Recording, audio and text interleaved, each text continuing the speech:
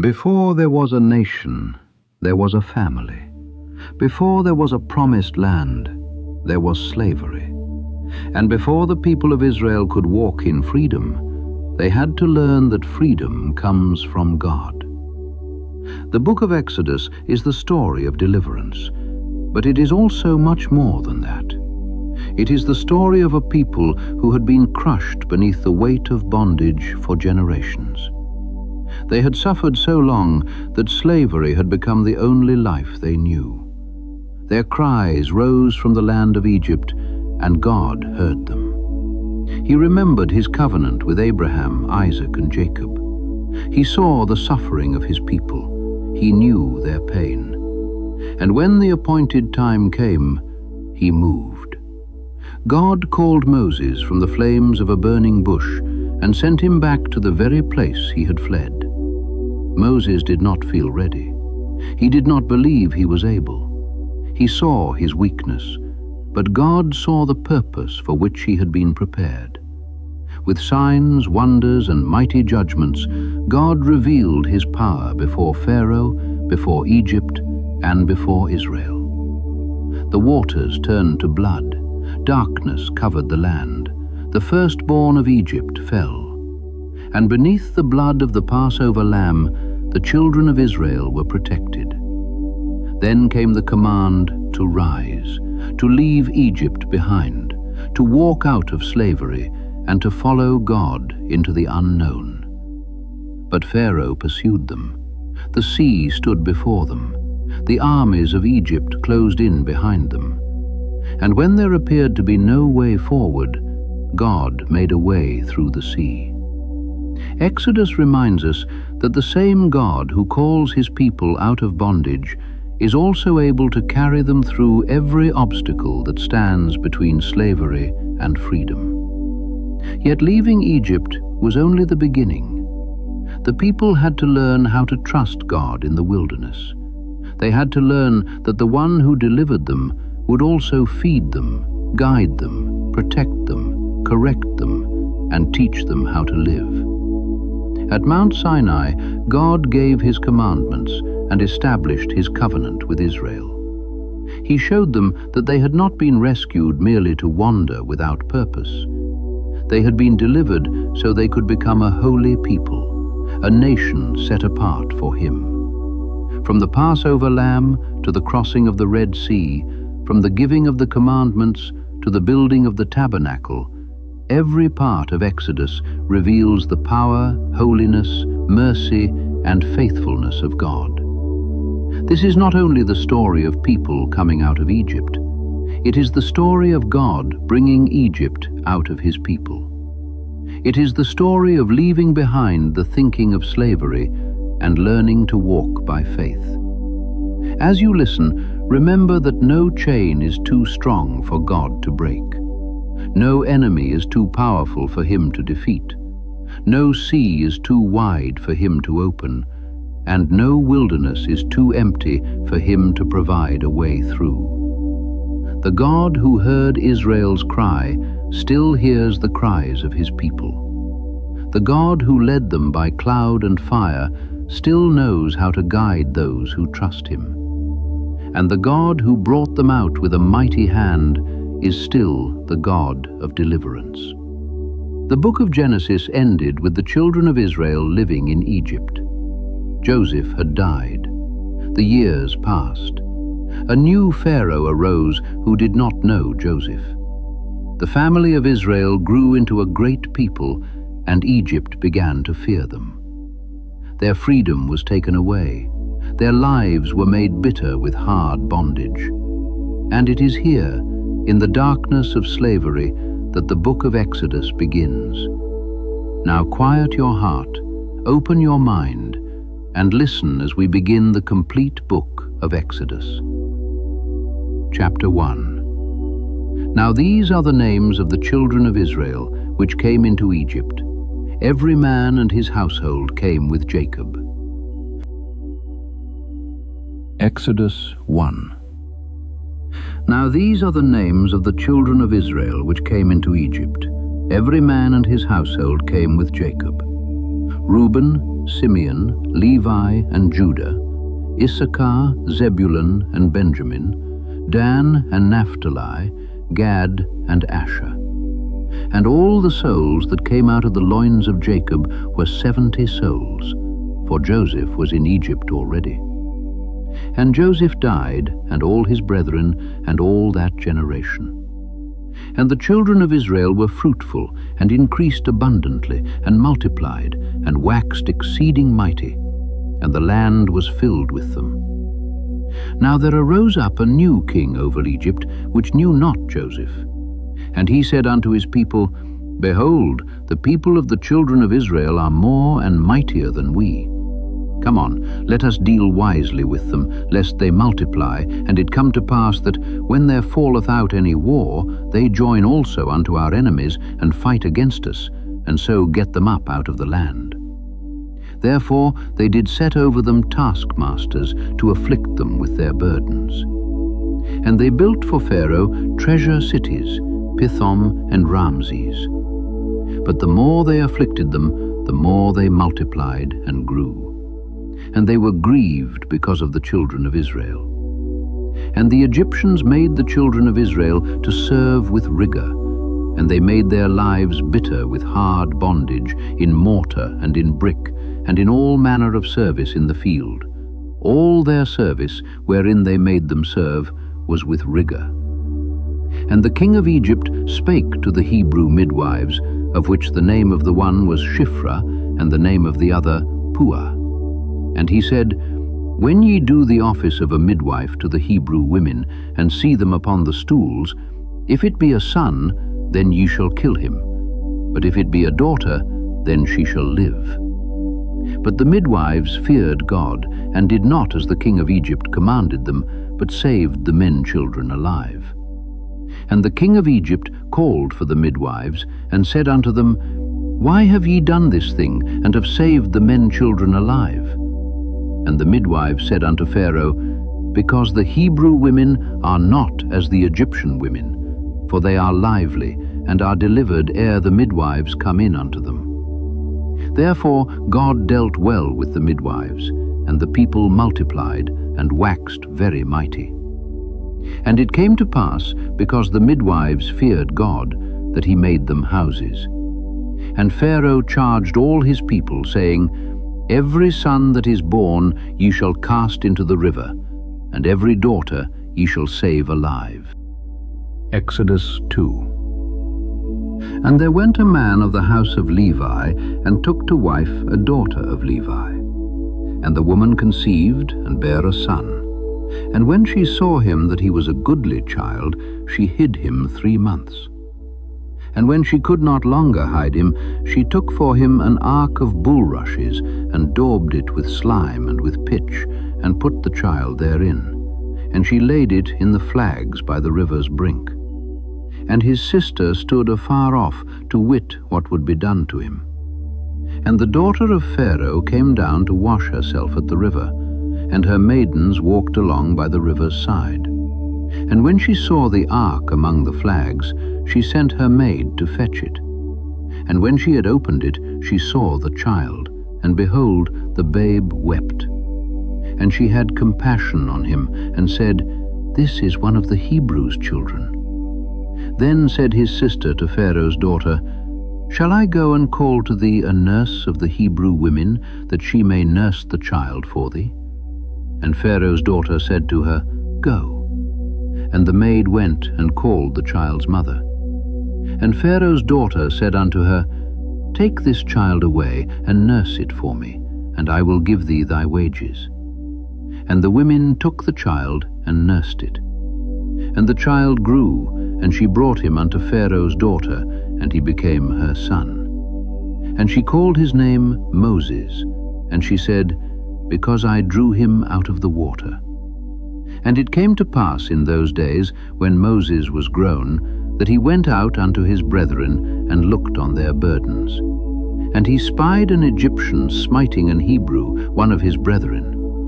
And he looked this way and that way, and when he saw that there was no man, he slew the Egyptian, and hid him in the sand. And when he went out the second day, behold, 2 men of the Hebrews strove together.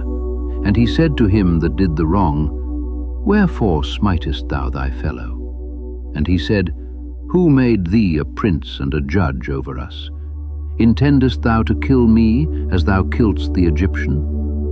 And Moses feared and said, Surely this thing is known. Now when Pharaoh heard this thing, he sought to slay Moses. But Moses fled from the face of Pharaoh and dwelt in the land of Midian. And he sat down by a well. Now the priest of Midian had 7 daughters, and they came and drew water and filled the troughs to water their father's flock. And the shepherds came and drove them away, but Moses stood up and helped them and watered their flock. And when they came to Reuel their father, he said, How is it that ye are come so soon today? And they said, An Egyptian delivered us out of the hand of the shepherds, and also drew water enough for us, and watered the flock. And he said unto his daughters, And where is he? Why is it that ye have left the man? Call him, that he may eat bread. And Moses was content to dwell with the man, and he gave Moses Zipporah his daughter. And she bare him a son, and he called his name Gershom, for he said, I have been a stranger in a strange land. And it came to pass in process of time that the king of Egypt died, and the children of Israel sighed by reason of the bondage, and they cried, and their cry came up unto God by reason of the bondage. And God heard their groaning, and God remembered his covenant with Abraham, with Isaac, and with Jacob. And God looked upon the children of Israel, and God had respect unto them. Exodus 3. Now Moses kept the flock of Jethro his father-in-law, the priest of Midian. And he led the flock to the backside of the desert, and came to the mountain of God, even to Horeb. And the angel of the Lord appeared unto him in a flame of fire out of the midst of a bush. And he looked, and behold, the bush burned with fire, and the bush was not consumed. And Moses said, I will now turn aside and see this great sight, why the bush is not burnt. And when the Lord saw that he turned aside to see, God called unto him out of the midst of the bush, and said, Moses, Moses. And he said, Here am I. And he said, Draw not nigh hither, put off thy shoes from off thy feet, for the place whereon thou standest is holy ground. Moreover he said, I am the God of thy father, the God of Abraham, the God of Isaac, and the God of Jacob. And Moses hid his face, for he was afraid to look upon God. And the Lord said, I have surely seen the affliction of my people which are in Egypt, and have heard their cry by reason of their taskmasters, for I know their sorrows. And I am come down to deliver them out of the hand of the Egyptians, and to bring them up out of that land unto a good land and a large, unto a land flowing with milk and honey, unto the place of the Canaanites, and the Hittites, and the Amorites, and the Perizzites, and the Hivites, and the Jebusites. Now therefore, behold, the cry of the children of Israel is come unto me, and I have also seen the oppression wherewith the Egyptians oppress them. Come now therefore, and I will send thee unto Pharaoh, that thou mayest bring forth my people, the children of Israel, out of Egypt. And Moses said unto God, Who am I, that I should go unto Pharaoh, and that I should bring forth the children of Israel out of Egypt? And he said, Certainly I will be with thee, and this shall be a token unto thee that I have sent thee. When thou hast brought forth the people out of Egypt, ye shall serve God upon this mountain. And Moses said unto God, Behold, when I come unto the children of Israel, and shall say unto them, The God of your fathers have sent me unto you, and they shall say to me, What is his name? What shall I say unto them? And God said unto Moses, I am that I am. And he said, Thus shalt thou say unto the children of Israel, I am hath sent me unto you. And God said moreover unto Moses, Thus shalt thou say unto the children of Israel, The Lord God of your fathers, the God of Abraham, the God of Isaac, and the God of Jacob, hath sent me unto you. This is my name forever, and this is my memorial unto all generations. Go, and gather the elders of Israel together, and say unto them, The Lord God of your fathers, the God of Abraham, of Isaac, and of Jacob, appeared unto me, saying, I have surely visited you, and seen that which is done to you in Egypt. And I have said, I will bring you up out of the affliction of Egypt unto the land of the Canaanites, and the Hittites, and the Amorites, and the Perizzites, and the Hivites, and the Jebusites, unto a land flowing with milk and honey. And they shall hearken to thy voice, and thou shalt come, thou and the elders of Israel, unto the king of Egypt, and ye shall say unto him, The Lord God of the Hebrews hath met with us. And now let us go, we beseech thee, 3 days' journey into the wilderness, that we may sacrifice to the Lord our God. And I am sure that the king of Egypt will not let you go, no, not by a mighty hand. And I will stretch out my hand, and smite Egypt with all my wonders which I will do in the midst thereof. And after that he will let you go. And I will give this people favor in the sight of the Egyptians. And it shall come to pass that when ye go, ye shall not go empty. But every woman shall borrow of her neighbor, and of her that sojourneth in her house, jewels of silver, and jewels of gold, and raiment. And ye shall put them upon your sons, and upon your daughters, and ye shall spoil the Egyptians. Exodus 4. And Moses answered and said, But behold, they will not believe me, nor hearken unto my voice. For they will say, The Lord hath not appeared unto thee. And the Lord said unto him, What is that in thine hand? And he said, A rod. And he said, Cast it on the ground. And he cast it on the ground, and it became a serpent, and Moses fled from before it. And the Lord said unto Moses, Put forth thine hand, and take it by the tail. And he put forth his hand, and caught it, and it became a rod in his hand, that they may believe that the Lord God of their fathers, the God of Abraham, the God of Isaac, and the God of Jacob, hath appeared unto thee. And the Lord said furthermore unto him, Put now thine hand into thy bosom. And he put his hand into his bosom, and when he took it out, behold, his hand was leprous as snow. And he said, Put thine hand into thy bosom again. And he put his hand into his bosom again, and plucked it out of his bosom, and behold, it was turned again as his other flesh. And it shall come to pass, if they will not believe thee, neither hearken to the voice of the first sign, that they will believe the voice of the latter sign. And it shall come to pass, if they will not believe also these 2 signs, neither hearken unto thy voice, that thou shalt take of the water of the river, and pour it upon the dry land.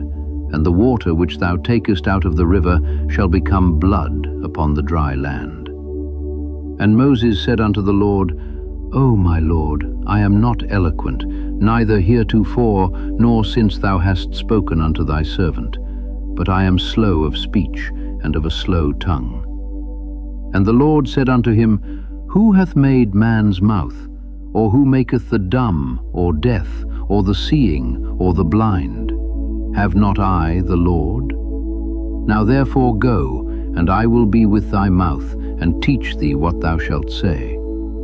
And he said, O my Lord, send, I pray thee, by the hand of him whom thou wilt send. And the anger of the Lord was kindled against Moses, and he said, Is not Aaron the Levite thy brother? I know that he can speak well.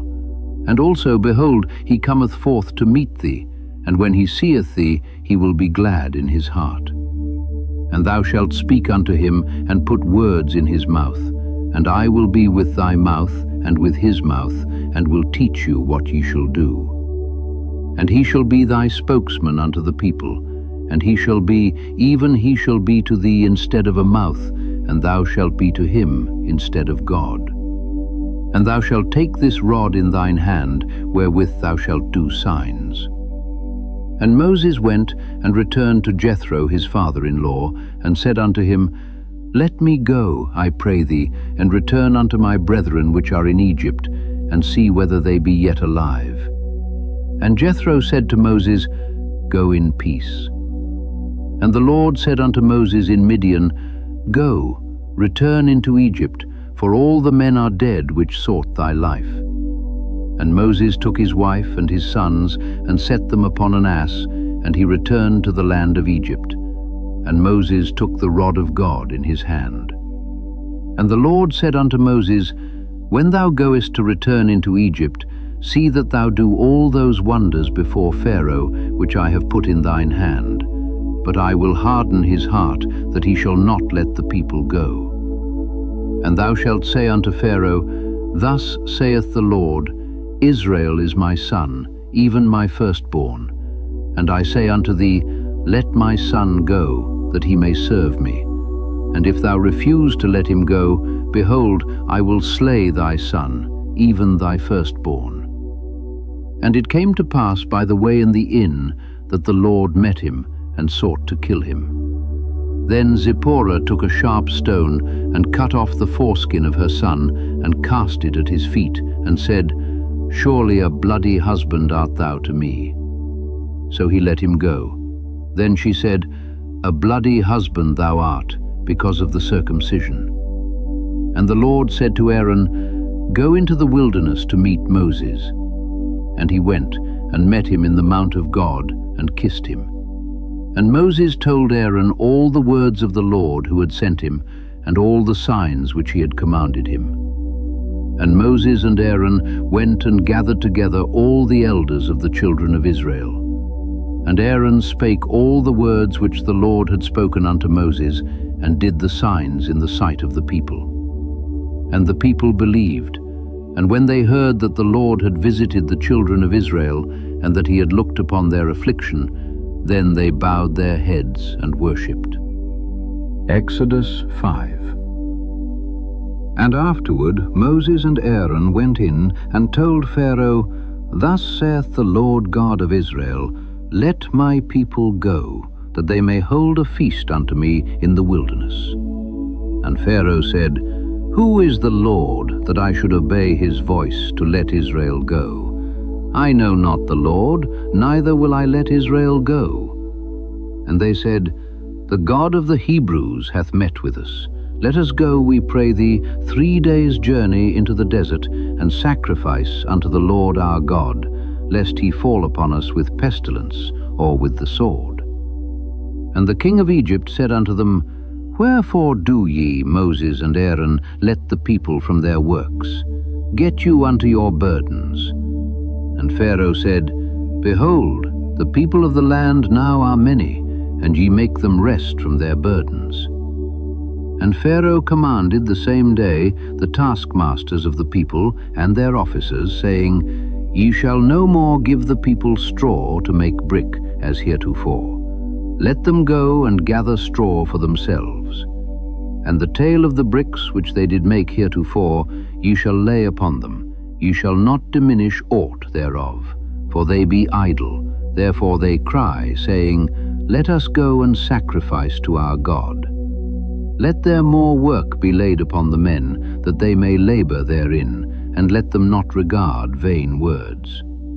And the taskmasters of the people went out, and their officers, and they spake to the people, saying, Thus saith Pharaoh, I will not give you straw. Go ye, get you straw where ye can find it, yet not aught of your work shall be diminished. So the people were scattered abroad throughout all the land of Egypt to gather stubble instead of straw. And the taskmasters hasted them, saying, Fulfill your works, your daily tasks, as when there was straw. And the officers of the children of Israel, which Pharaoh's taskmasters had set over them, were beaten, and demanded, Wherefore have ye not fulfilled your task in making brick both yesterday and today, as heretofore? Then the officers of the children of Israel came and cried unto Pharaoh, saying, Wherefore dealest thou thus with thy servants? There is no straw given unto thy servants, and they say to us, Make brick. And behold, thy servants are beaten, but the fault is in thine own people. But he said, Ye are idle, ye are idle. Therefore ye say, Let us go and do sacrifice to the Lord. Go therefore now and work, for there shall no straw be given you, yet shall ye deliver the tale of bricks. And the officers of the children of Israel did see that they were in evil case, after it was said, Ye shall not minish aught from your bricks of your daily task. And they met Moses and Aaron, who stood in the way, as they came forth from Pharaoh. And they said unto them, The Lord look upon you and judge, because ye have made our savour to be abhorred in the eyes of Pharaoh and in the eyes of his servants, to put a sword in their hand to slay us. And Moses returned unto the Lord and said, Lord, wherefore hast thou so evil entreated this people? Why is it that thou hast sent me? For since I came to Pharaoh to speak in thy name, he hath done evil to this people, neither hast thou delivered thy people at all. Exodus 6. Then the Lord said unto Moses, Now shalt thou see what I will do to Pharaoh. For with a strong hand shall he let them go, and with a strong hand shall he drive them out of his land. And God spake unto Moses, and said unto him, I am the Lord, and I appeared unto Abraham, unto Isaac, and unto Jacob by the name of God Almighty, but by my name Jehovah was I not known to them. And I have also established my covenant with them, to give them the land of Canaan, the land of their pilgrimage, wherein they were strangers. And I have also heard the groaning of the children of Israel, whom the Egyptians keep in bondage, and I have remembered my covenant. Wherefore say unto the children of Israel, I am the Lord, and I will bring you out from under the burdens of the Egyptians, and I will rid you out of their bondage, and I will redeem you with a stretched out arm and with great judgments. And I will take you to me for a people, and I will be to you a God. And ye shall know that I am the Lord your God, which bringeth you out from under the burdens of the Egyptians. And I will bring you in unto the land, concerning the which I did swear to give it to Abraham, to Isaac, and to Jacob.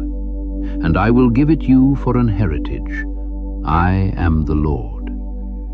And Moses spake so unto the children of Israel, but they hearkened not unto Moses for anguish of spirit and for cruel bondage. And the Lord spake unto Moses, saying, Go in, speak unto Pharaoh king of Egypt, that he let the children of Israel go out of his land. And Moses spake before the Lord, saying, Behold, the children of Israel have not hearkened unto me. How then shall Pharaoh hear me, who am of uncircumcised lips? And the Lord spake unto Moses and unto Aaron, and gave them a charge unto the children of Israel, and unto Pharaoh king of Egypt, to bring the children of Israel out of the land of Egypt.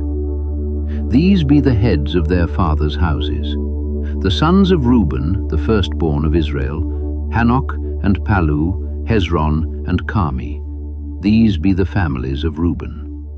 And the sons of Simeon, Jemuel and Jamin and Ohad and Jachin and Zohar and Shaul, the son of a Canaanitish woman. These are the families of Simeon.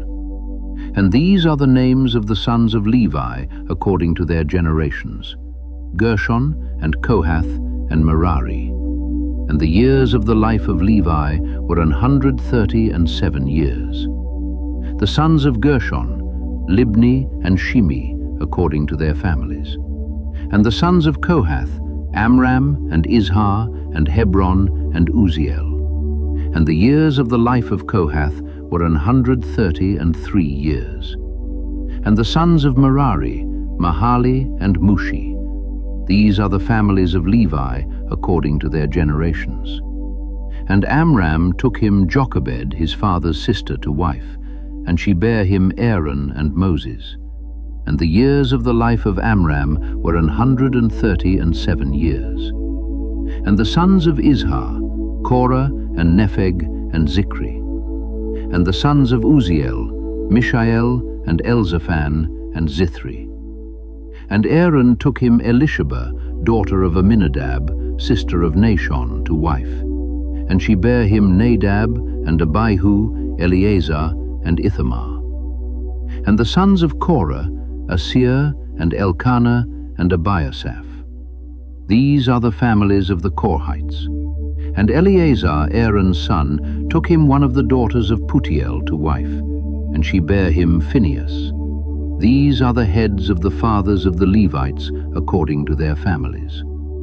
These are that Aaron and Moses, to whom the Lord said, Bring out the children of Israel from the land of Egypt according to their armies. These are they which spake to Pharaoh, king of Egypt, to bring out the children of Israel from Egypt. These are that Moses and Aaron. And it came to pass on the day when the Lord spake unto Moses in the land of Egypt, that the Lord spake unto Moses, saying, I am the Lord. Speak thou unto Pharaoh, king of Egypt, all that I say unto thee. And Moses said before the Lord, Behold, I am of uncircumcised lips, and how shall Pharaoh hearken unto me? Exodus 7. And the Lord said unto Moses, See, I have made thee a god to Pharaoh, and Aaron thy brother shall be thy prophet. Thou shalt speak all that I command thee, and Aaron thy brother shall speak unto Pharaoh, that he send the children of Israel out of his land. And I will harden Pharaoh's heart, and multiply my signs and my wonders in the land of Egypt.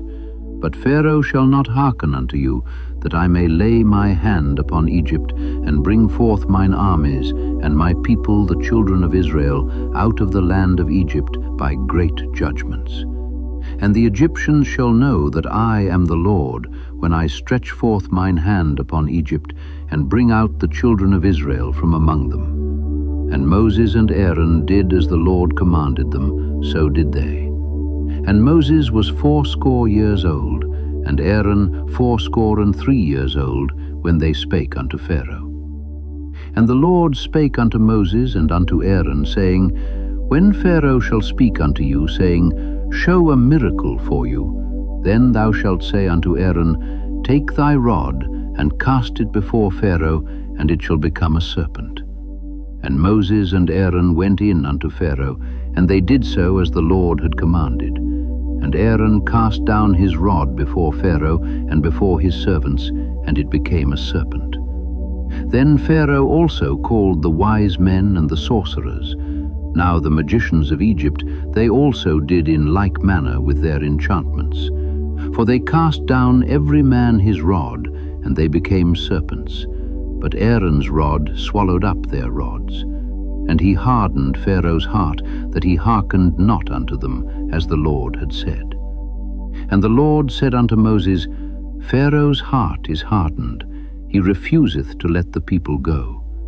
Get thee unto Pharaoh in the morning, lo, he goeth out unto the water, and thou shalt stand by the river's brink against he come, and the rod which was turned to a serpent shalt thou take in thine hand. And thou shalt say unto him, The Lord God of the Hebrews hath sent me unto thee, saying, Let my people go, that they may serve me in the wilderness. And behold, hitherto thou wouldest not hear.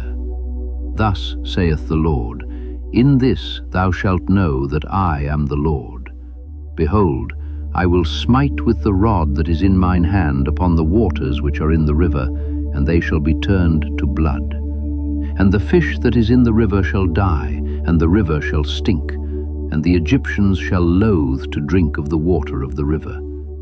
And the Lord spake unto Moses, Say unto Aaron, Take thy rod, and stretch out thine hand upon the waters of Egypt, upon their streams, upon their rivers, and upon their ponds, and upon all their pools of water, that they may become blood. And that there may be blood throughout all the land of Egypt, both in vessels of wood and in vessels of stone. And Moses and Aaron did so, as the Lord commanded. And he lifted up the rod, and smote the waters that were in the river, in the sight of Pharaoh, and in the sight of his servants. And all the waters that were in the river were turned to blood. And the fish that was in the river died, and the river stank, and the Egyptians could not drink of the water of the river, and there was blood throughout all the land of Egypt. And the magicians of Egypt did so with their enchantments, and Pharaoh's heart was hardened, neither did he hearken unto them, as the Lord had said.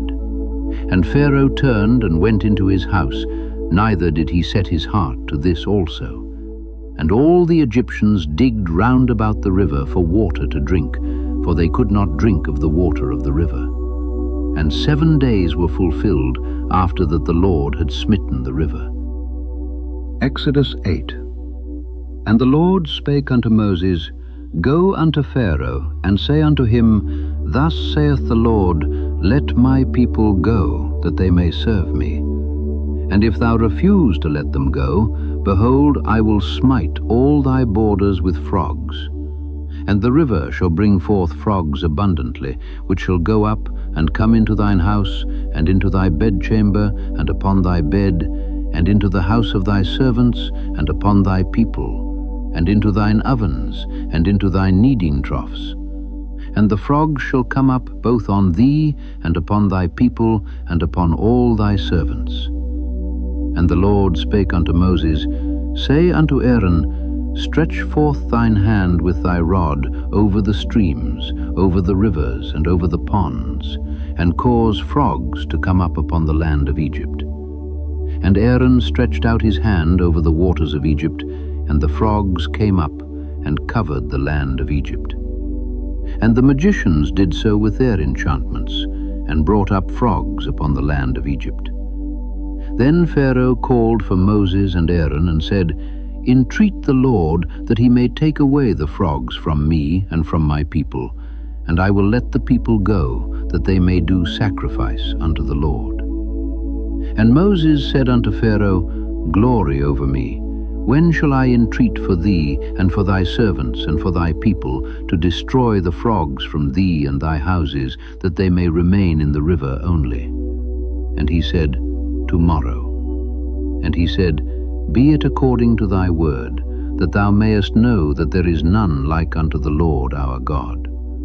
And the frogs shall depart from thee, and from thy houses, and from thy servants, and from thy people. They shall remain in the river only. And Moses and Aaron went out from Pharaoh. And Moses cried unto the Lord because of the frogs which he had brought against Pharaoh. And the Lord did according to the word of Moses, and the frogs died out of the houses, out of the villages, and out of the fields. And they gathered them together upon heaps, and the land stank. But when Pharaoh saw that there was respite, he hardened his heart, and hearkened not unto them, as the Lord had said. And the Lord said unto Moses, Say unto Aaron, Stretch out thy rod, and smite the dust of the land, that it may become lice throughout all the land of Egypt. And they did so. For Aaron stretched out his hand with his rod, and smote the dust of the earth, and it became lice in man and in beast. All the dust of the land became lice throughout all the land of Egypt. And the magicians did so with their enchantments to bring forth lice, but they could not. So there were lice upon man and upon beast. Then the magicians said unto Pharaoh, This is the finger of God. And Pharaoh's heart was hardened, and he hearkened not unto them, as the Lord had said. And the Lord said unto Moses, Rise up early in the morning, and stand before Pharaoh. Lo, he cometh forth to the water. And say unto him, Thus saith the Lord, Let my people go, that they may serve me. Else, if thou wilt not let my people go, behold, I will send swarms of flies upon thee, and upon thy servants, and upon thy people, and into thy houses. And the houses of the Egyptians shall be full of swarms of flies, and also the ground whereon they are. And I will sever in that day the land of Goshen, in which my people dwell, that no swarms of flies shall be there, to the end thou mayest know that I am the Lord in the midst of the earth. And I will put a division between my people and thy people. Tomorrow shall this sign be. And the Lord did so, and there came a grievous swarm of flies into the house of Pharaoh, and into his servants' houses, and into all the land of Egypt. The land was corrupted by reason of the swarm of flies. And Pharaoh called for Moses and for Aaron, and said, Go ye, sacrifice to your God in the land. And Moses said, It is not meet so to do, for we shall sacrifice the abomination of the Egyptians to the Lord our God. Lo, shall we sacrifice the abomination of the Egyptians before their eyes, and will they not stone us?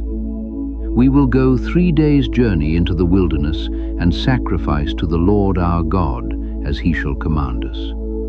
And Pharaoh said, I will let you go, that ye may sacrifice to the Lord your God in the wilderness. Only ye shall not go very far away. Entreat for me. And Moses said, Behold, I go out from thee, and I will entreat the Lord that the swarms of flies may depart from Pharaoh, from his servants, and from his people tomorrow. But let not Pharaoh deal deceitfully any more in not letting the people go to sacrifice to the Lord. And Moses went out from Pharaoh and entreated the Lord. And the Lord did according to the word of Moses, and he removed the swarms of flies from Pharaoh, from his servants, and from his people. There remained not one. And Pharaoh hardened his heart at this time also, neither would he let the people go. Exodus 9. Then the Lord said unto Moses, Go in unto Pharaoh, and tell him, Thus saith the Lord God of the Hebrews, Let my people go, that they may serve me. For if thou refuse to let them go, and wilt hold them still, behold, the hand of the Lord is upon thy cattle which is in the field, upon the horses, upon the asses, upon the camels, upon the oxen, and upon the sheep. There shall be a very grievous murrain. And the Lord shall sever between the cattle of Israel and the cattle of Egypt, and there shall nothing die of all that is the children's of Israel. And the Lord appointed a set time, saying, Tomorrow the Lord shall do this thing in the land. And the Lord did that thing on the morrow, and all the cattle of Egypt died. But of the cattle of the children of Israel died not one. And Pharaoh sent, and behold, there was not one of the cattle of the Israelites dead. And the heart of Pharaoh was hardened, and he did not let the people go. And the Lord said unto Moses and unto Aaron, Take to you handfuls of ashes of the furnace, and let Moses sprinkle it toward the heaven in the sight of Pharaoh. And it shall become small dust in all the land of Egypt, and shall be a boil breaking forth with blains upon man and upon beast throughout all the land of Egypt. And they took ashes of the furnace and stood before Pharaoh, and Moses sprinkled it up toward heaven, and it became a boil breaking forth with blains upon man and upon beast. And the magicians could not stand before Moses because of the boils, for the boil was upon the magicians and upon all the Egyptians. And the Lord hardened the heart of Pharaoh, and he hearkened not unto them, as the Lord had spoken unto Moses. And the Lord said unto Moses, Rise up early in the morning, and stand before Pharaoh, and say unto him, Thus saith the Lord God of the Hebrews, Let my people go, that they may serve me. For I will at this time send all my plagues upon thine heart, and upon thy servants, and upon thy people, that thou mayest know that there is none like me in all the earth. For now I will stretch out my hand, that I may smite thee and thy people with pestilence, and thou shalt be cut off from the earth. And in very deed for this cause have I raised thee up, for to show in thee my power, and that my name may be declared throughout all the earth. As yet exaltest thou thyself against my people, that thou wilt not let them go. Behold, tomorrow about this time I will cause it to rain a very grievous hail, such as hath not been in Egypt since the foundation thereof, even until now. Send therefore now, and gather thy cattle, and all that thou hast in the field. For upon every man and beast which shall be found in the field, and shall not be brought home, the hail shall come down upon them, and they shall die.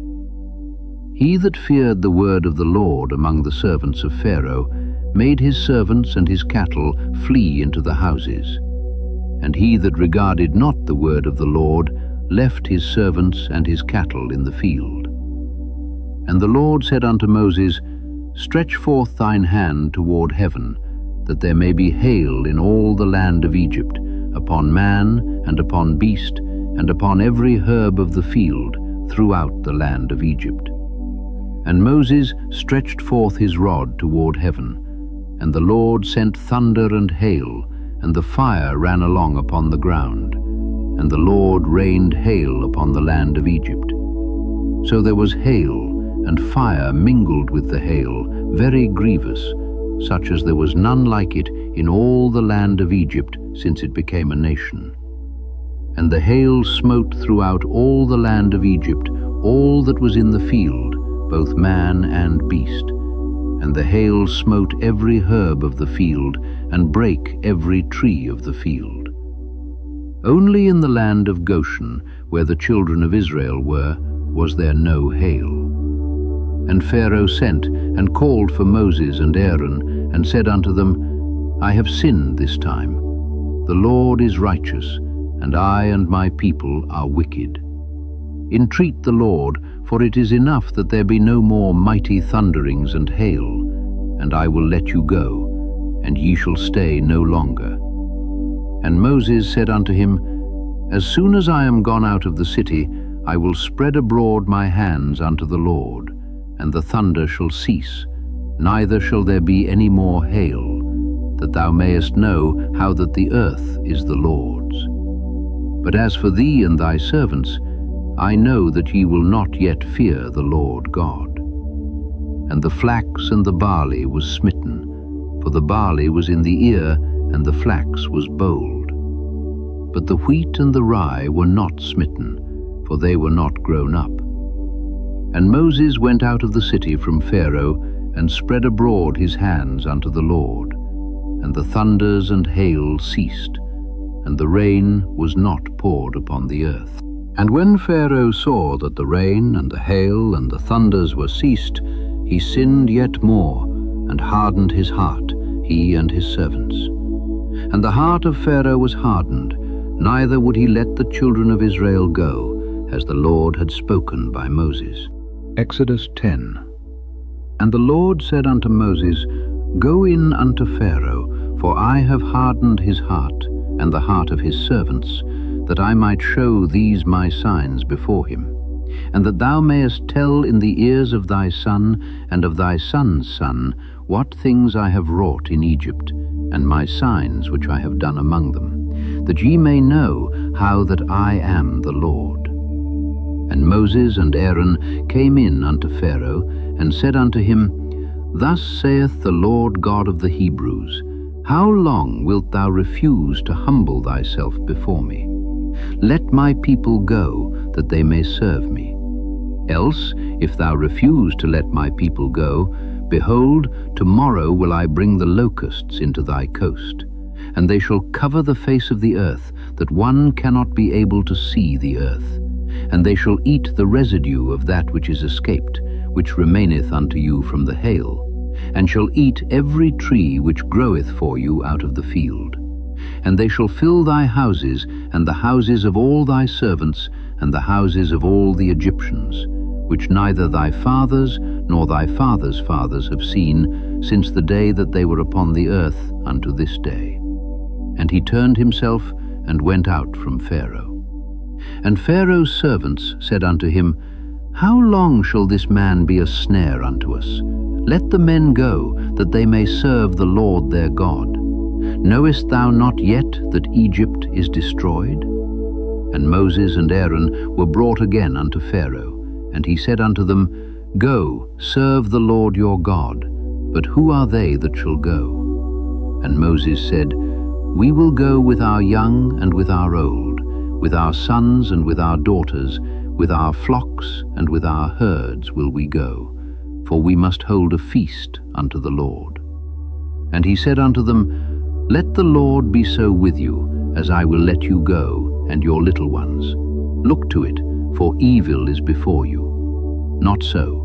Go now, ye that are men, and serve the Lord, for that ye did desire. And they were driven out from Pharaoh's presence.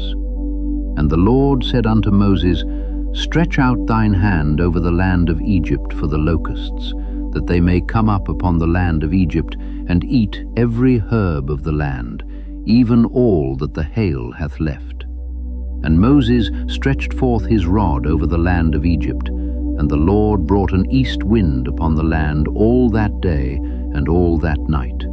And when it was morning, the east wind brought the locusts. And the locust went up over all the land of Egypt, and rested in all the coasts of Egypt. Very grievous were they. Before them there were no such locusts as they, neither after them shall be such. For they covered the face of the whole earth, so that the land was darkened. And they did eat every herb of the land, and all the fruit of the trees which the hail had left. And there remained not any green thing in the trees, or in the herbs of the field, through all the land of Egypt. Then Pharaoh called for Moses and Aaron in haste, and he said, I have sinned against the Lord your God, and against you. Now therefore forgive, I pray thee, my sin only this once, and entreat the Lord your God, that he may take away from me this death only. And he went out from Pharaoh, and entreated the Lord. And the Lord turned a mighty strong west wind, which took away the locusts, and cast them into the Red Sea. There remained not one locust in all the coasts of Egypt. But the Lord hardened Pharaoh's heart, so that he would not let the children of Israel go. And the Lord said unto Moses, Stretch out thine hand toward heaven, that there may be darkness over the land of Egypt, even darkness which may be felt. And Moses stretched forth his hand toward heaven, and there was a thick darkness in all the land of Egypt 3 days. They saw not one another, neither rose any from his place for 3 days. But all the children of Israel had light in their dwellings. And Pharaoh called unto Moses and said, Go ye, serve the Lord, only let your flocks and your herds be stayed. Let your little ones also go with you.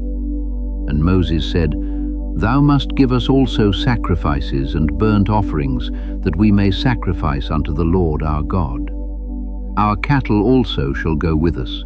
There shall not an hoof be left behind, for thereof must we take to serve the Lord our God. And we know not with what we must serve the Lord until we come thither. But the Lord hardened Pharaoh's heart, and he would not let them go. And Pharaoh said unto him, Get thee from me, take heed to thyself, see my face no more. For in that day thou seest my face, thou shalt die. And Moses said, Thou hast spoken well, I will see thy face again no more. Exodus 11. And the Lord said unto Moses, Yet will I bring one plague more upon Pharaoh and upon Egypt. Afterwards he will let you go hence. When he shall let you go, he shall surely thrust you out hence altogether. Speak now in the ears of the people, and let every man borrow of his neighbor, and every woman of her neighbor, jewels of silver and jewels of gold. And the Lord gave the people favor in the sight of the Egyptians. Moreover, the man Moses was very great in the land of Egypt, in the sight of Pharaoh's servants, and in the sight of the people. And Moses said, Thus saith the Lord, About midnight will I go out into the midst of Egypt, and all the firstborn in the land of Egypt shall die. From the firstborn of Pharaoh that sitteth upon his throne, even unto the firstborn of the maidservant that is behind the mill, and all the firstborn of beasts. And there shall be a great cry throughout all the land of Egypt, such as there was none like it, nor shall be like it any more. But against any of the children of Israel shall not a dog move his tongue against man or beast. that ye may know how that the Lord doth put a difference between the Egyptians and Israel. And all these thy servants shall come down unto me, and bow down themselves unto me, saying, Get thee out, and all the people that follow thee, and after that I will go out. And he went out from Pharaoh in a great anger. And the Lord said unto Moses, Pharaoh shall not hearken unto you, that my wonders may be multiplied in the land of Egypt. And Moses and Aaron did all these wonders before Pharaoh. And the Lord hardened Pharaoh's heart, so that he would not let the children of Israel go out of his land. Exodus 12. And the Lord spake unto Moses and Aaron in the land of Egypt, saying, This month shall be unto you the beginning of months. It shall be the first month of the year to you. Speak ye unto all the congregation of Israel, saying, In the 10th day of this month they shall take to them every man a lamb, according to the house of their fathers, a lamb for an house. And if the household be too little for the lamb, let him and his neighbor next unto his house take it according to the number of the souls.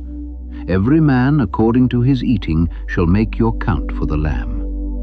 Your lamb shall be without blemish, a male of the first year.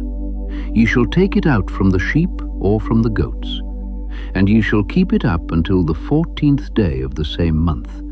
And the whole assembly of the congregation of Israel shall kill it in the evening. And they shall take of the blood, and strike it on the 2 side posts, and on the upper doorpost of the houses wherein they shall eat it. And they shall eat the flesh in that night, roast with fire and unleavened bread, and with bitter herbs they shall eat it. Eat not of it raw, nor sodden at all with water, but roast with fire, his head with his legs, and with the purtenance thereof.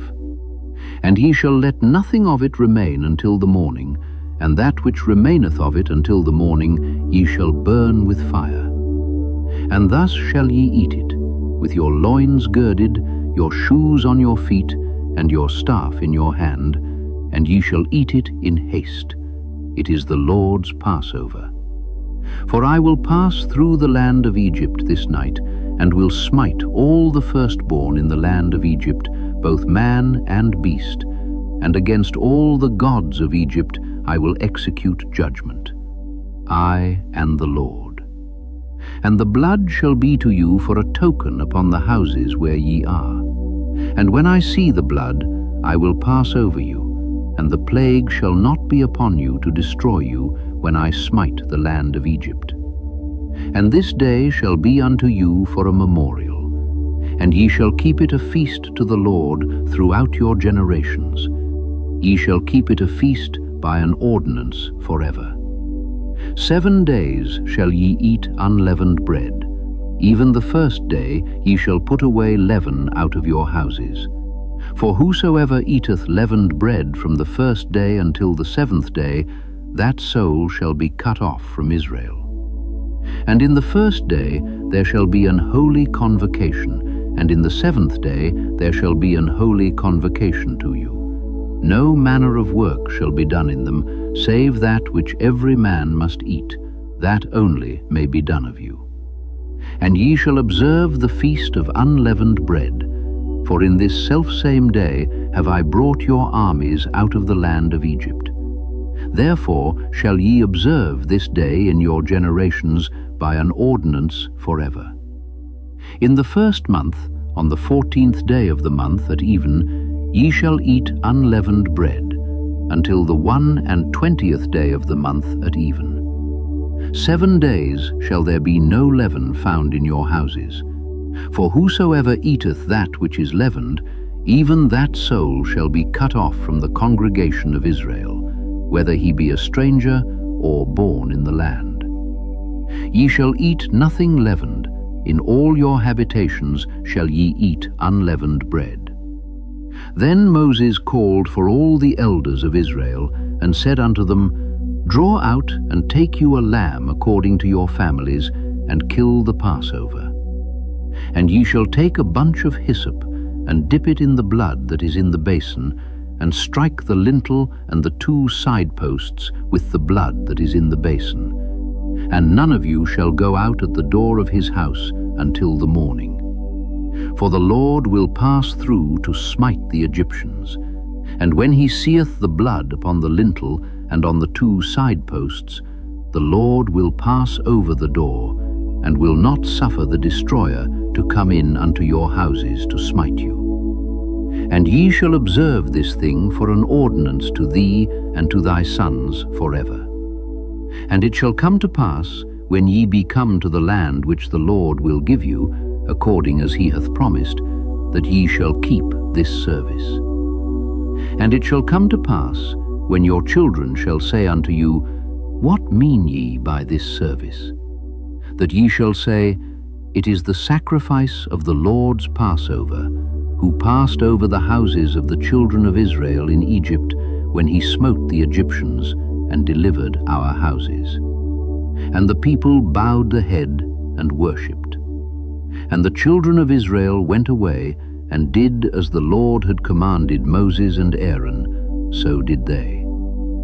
And it came to pass that at midnight the Lord smote all the firstborn in the land of Egypt, from the firstborn of Pharaoh that sat on his throne unto the firstborn of the captive that was in the dungeon, and all the firstborn of cattle. And Pharaoh rose up in the night, he and all his servants and all the Egyptians, and there was a great cry in Egypt, for there was not a house where there was not one dead. And he called for Moses and Aaron by night, and said, Rise up, and get you forth from among my people, both ye and the children of Israel, and go serve the Lord, as ye have said. Also take your flocks and your herds, as ye have said, and be gone, and bless me also.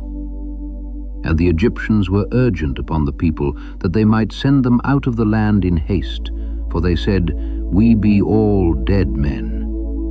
And the people took their dough before it was leavened, their kneading troughs being bound up in their clothes upon their shoulders. And the children of Israel did according to the word of Moses, and they borrowed of the Egyptians jewels of silver and jewels of gold and raiment. And the Lord gave the people favor in the sight of the Egyptians, so that they lent unto them such things as they required. And they spoiled the Egyptians. And the children of Israel journeyed from Ramesses to Succoth, about 600,000 on foot that were men, beside children. And a mixed multitude went up also with them, and flocks and herds, even very much cattle. And they baked unleavened cakes of the dough which they brought forth out of Egypt, for it was not leavened, because they were thrust out of Egypt and could not tarry, neither had they prepared for themselves any victual. Now the sojourning of the children of Israel, who dwelt in Egypt, was 430 years. And it came to pass at the end of the 430 years, even the selfsame day it came to pass, that all the hosts of the Lord went out from the land of Egypt. It is a night to be much observed unto the Lord, for bringing them out from the land of Egypt. This is that night of the Lord, to be observed of all the children of Israel in their generations. And the Lord said unto Moses and Aaron, This is the ordinance of the Passover. There shall no stranger eat thereof, but every man's servant that is bought for money, when thou hast circumcised him, then shall he eat thereof. A foreigner and an hired servant shall not eat thereof. In one house shall it be eaten. Thou shalt not carry forth aught of the flesh abroad out of the house, neither shall ye break a bone thereof. All the congregation of Israel shall keep it. And when a stranger shall sojourn with thee, and will keep the Passover to the Lord, let all his males be circumcised, and then let him come near and keep it, and he shall be as one that is born in the land. For no uncircumcised person shall eat thereof. One law shall be to him that is home-born, and unto the stranger that sojourneth among you. Thus did all the children of Israel, As the Lord commanded Moses and Aaron, so did they. And it came to pass the selfsame day that the Lord did bring the children of Israel out of the land of Egypt by their armies. Exodus 13. And the Lord spake unto Moses, saying, Sanctify unto me all the firstborn, whatsoever openeth the womb among the children of Israel, both of man and of beast, it is mine. And Moses said unto the people, Remember this day in which ye came out from Egypt, out of the house of bondage. For by strength of hand the Lord brought you out from this place. There shall no leavened bread be eaten. This day came ye out in the month Abib. And it shall be, when the Lord shall bring thee into the land of the Canaanites, and the Hittites, and the Amorites, and the Hivites, and the Jebusites, which he sware unto thy fathers to give thee, a land flowing with milk and honey, that thou shalt keep this service in this month. 7 days thou shalt eat unleavened bread, and in the 7th day shall be a feast to the Lord. Unleavened bread shall be eaten 7 days, and there shall no leavened bread be seen with thee, neither shall there be leaven seen with thee in all thy quarters. And thou shalt show thy son in that day, saying, This is done because of that which the Lord did unto me when I came forth out of Egypt. And it shall be for a sign unto thee upon thine hand, and for a memorial between thine eyes, that the Lord's law may be in thy mouth. For with a strong hand hath the Lord brought thee out of Egypt. Thou shalt therefore keep this ordinance in his season from year to year. And it shall be, when the Lord shall bring thee into the land of the Canaanites, as he sware unto thee and to thy fathers, and shall give it thee, that thou shalt set apart unto the Lord all that openeth the matrix, and every firstling that cometh of a beast which thou hast. The males shall be the Lord's. And every firstling of an ass thou shalt redeem with a lamb. And if thou wilt not redeem it, then thou shalt break his neck. And all the firstborn of man among thy children shalt thou redeem. And it shall be, when thy son asketh thee in time to come, saying, What is this? That thou shalt say unto him, By strength of hand the Lord brought us out from Egypt, from the house of bondage. And it came to pass, when Pharaoh would hardly let us go, that the Lord slew all the firstborn in the land of Egypt, both the firstborn of man and the firstborn of beast. Therefore I sacrifice to the Lord all that openeth the matrix, being males, but all the firstborn of my children I redeem. And it shall be for a token upon thine hand, and for frontlets between thine eyes. For by strength of hand the Lord brought us forth out of Egypt. And it came to pass, when Pharaoh had let the people go, that God led them not through the way of the land of the Philistines, although that was near. For God said, Lest peradventure the people repent when they see war, and they return to Egypt. But God led the people about through the way of the wilderness of the Red Sea, and the children of Israel went up harnessed out of the land of Egypt. And Moses took the bones of Joseph with him, for he had straitly sworn the children of Israel, saying, God will surely visit you, and ye shall carry up my bones away hence with you. And they took their journey from Succoth, and encamped in Etham, in the edge of the wilderness.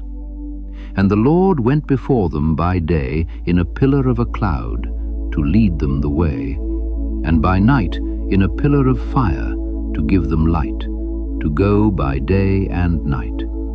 He took not away the pillar of the cloud by day, nor the pillar of fire by night from before the people. Exodus 14.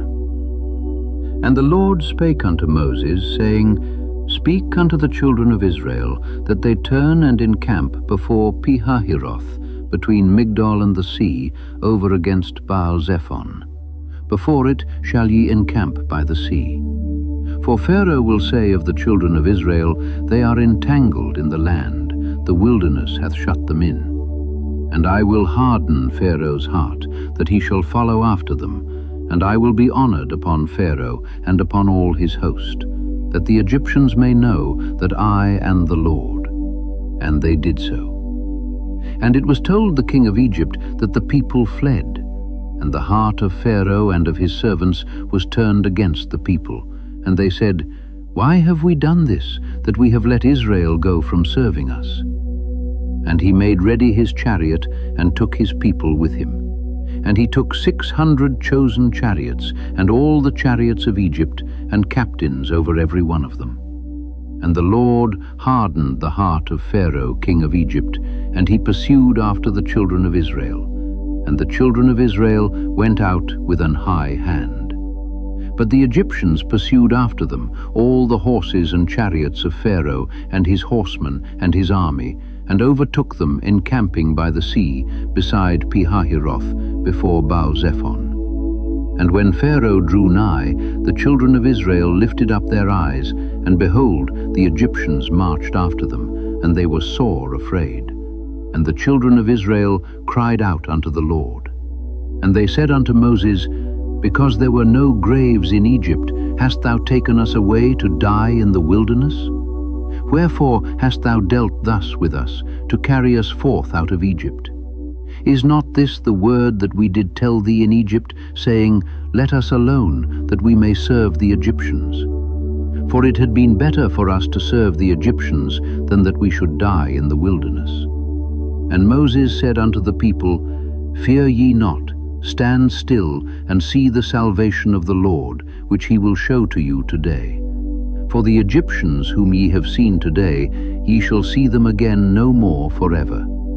The Lord shall fight for you, and ye shall hold your peace." And the Lord said unto Moses, "Wherefore criest thou unto me?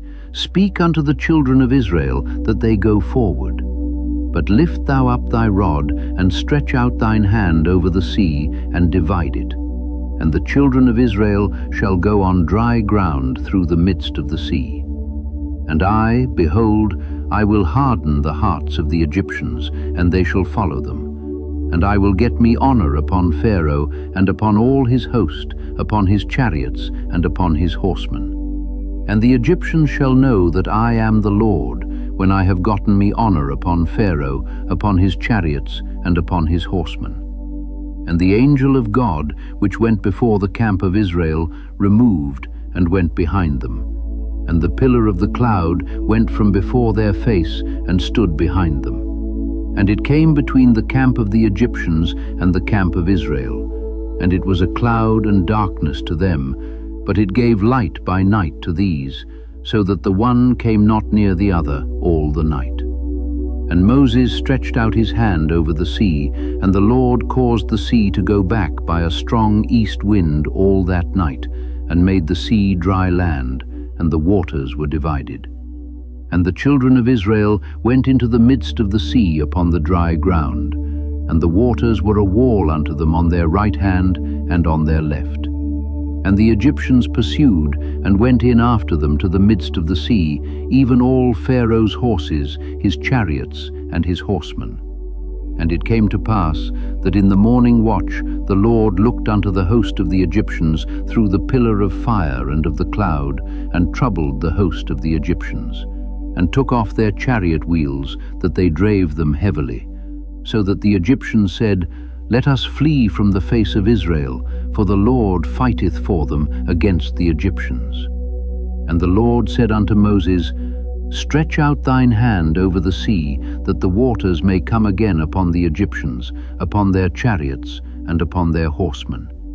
And Moses stretched forth his hand over the sea, and the sea returned to his strength when the morning appeared, and the Egyptians fled against it. And the Lord overthrew the Egyptians in the midst of the sea. And the waters returned, and covered the chariots and the horsemen, and all the host of Pharaoh that came into the sea after them. there remained not so much as one of them. But the children of Israel walked upon dry land in the midst of the sea, and the waters were a wall unto them on their right hand and on their left. Thus the Lord saved Israel that day out of the hand of the Egyptians. And Israel saw the Egyptians dead upon the seashore. And Israel saw that great work which the Lord did upon the Egyptians, and the people feared the Lord, and believed the Lord and his servant Moses. Exodus 15. Then sang Moses and the children of Israel this song unto the Lord, and spake, saying, I will sing unto the Lord, for he hath triumphed gloriously. The horse and his rider hath he thrown into the sea. The Lord is my strength and song, and he is become my salvation. He is my God, and I will prepare him an habitation, my father's God, and I will exalt him. The Lord is a man of war, the Lord is his name. Pharaoh's chariots and his host hath he cast into the sea. His chosen captains also are drowned in the Red Sea. The depths have covered them, they sank into the bottom as a stone. Thy right hand, O Lord, is become glorious in power. Thy right hand, O Lord, hath dashed in pieces the enemy. And in the greatness of thine excellency thou hast overthrown them that rose up against thee. Thou sentest forth thy wrath, which consumed them as stubble.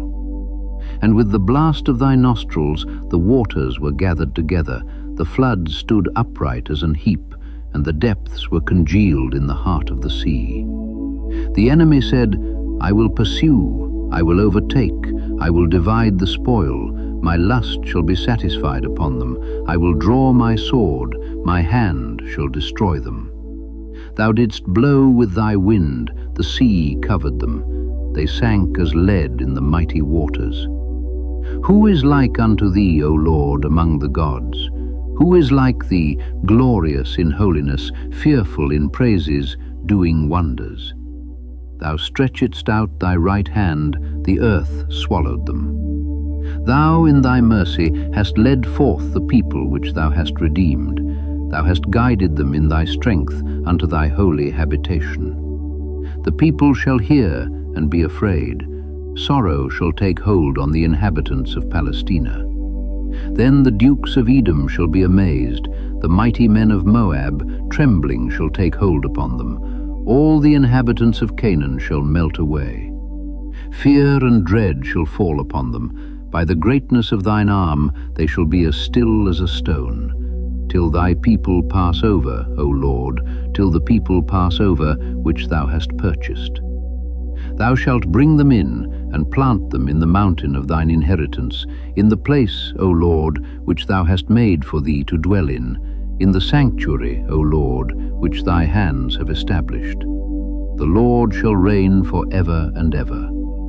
For the horse of Pharaoh went in with his chariots and with his horsemen into the sea, and the Lord brought again the waters of the sea upon them. But the children of Israel went on dry land in the midst of the sea. And Miriam the prophetess, the sister of Aaron, took a timbrel in her hand, and all the women went out after her with timbrels and with dances. And Miriam answered them, Sing ye to the Lord, for he hath triumphed gloriously. The horse and his rider hath he thrown into the sea. So Moses brought Israel from the Red Sea, and they went out into the wilderness of Shur. And they went 3 days in the wilderness, and found no water. And when they came to Marah, they could not drink of the waters of Marah, for they were bitter. Therefore the name of it was called Marah. And the people murmured against Moses, saying, What shall we drink? And he cried unto the Lord, and the Lord showed him a tree, which, when he had cast into the waters were made sweet. There he made for them a statute and an ordinance, and there he proved them, and said, If thou wilt diligently hearken to the voice of the Lord thy God, and wilt do that which is right in his sight, and wilt give ear to his commandments, and keep all his statutes, I will put none of these diseases upon thee, which I have brought upon the Egyptians, for I am the Lord that healeth thee. And they came to Elim, where were 12 wells of water, and 70 palm trees, and they encamped there by the waters. Exodus 16. And they took their journey from Elim, and all the congregation of the children of Israel came unto the wilderness of Sin, which is between Elim and Sinai, on the 15th day of the 2nd month after their departing out of the land of Egypt. And the whole congregation of the children of Israel murmured against Moses and Aaron in the wilderness. And the children of Israel said unto them, Would to God we had died by the hand of the Lord in the land of Egypt, when we sat by the flesh pots, and when we did eat bread to the full. For ye have brought us forth into this wilderness to kill this whole assembly with hunger. Then said the Lord unto Moses, Behold, I will rain bread from heaven for you, and the people shall go out and gather a certain rate every day, that I may prove them whether they will walk in my law or no. And it shall come to pass that on the 6th day they shall prepare that which they bring in, and it shall be twice as much as they gather daily. And Moses and Aaron said unto all the children of Israel, At even then ye shall know that the Lord hath brought you out from the land of Egypt. And in the morning then ye shall see the glory of the Lord, for that he heareth your murmurings against the Lord. And what are we that ye murmur against us?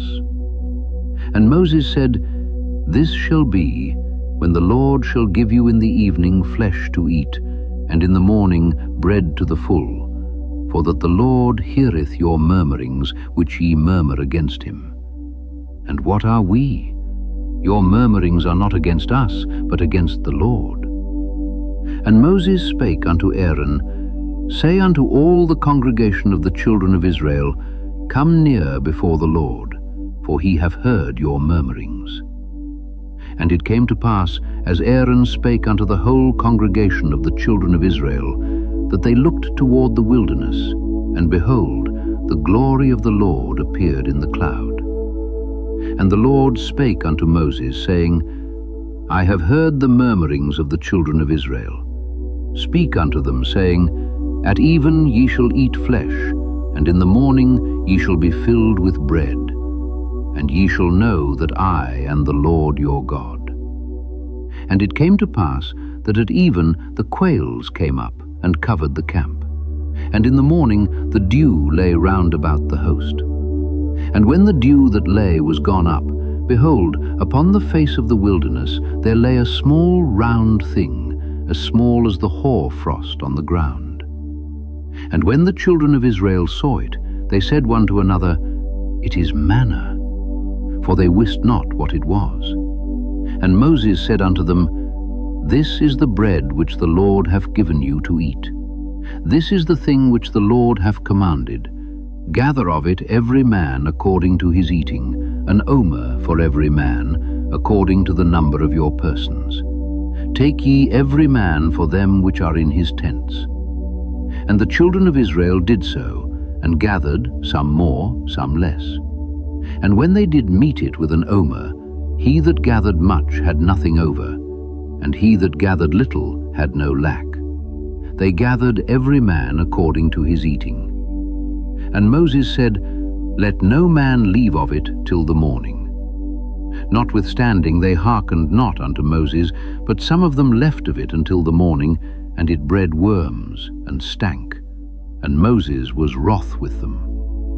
And they gathered it every morning, every man according to his eating. And when the sun waxed hot, it melted. And it came to pass that on the 6th day they gathered twice as much bread, 2 omers for one man. And all the rulers of the congregation came and told Moses. And he said unto them, This is that which the Lord hath said.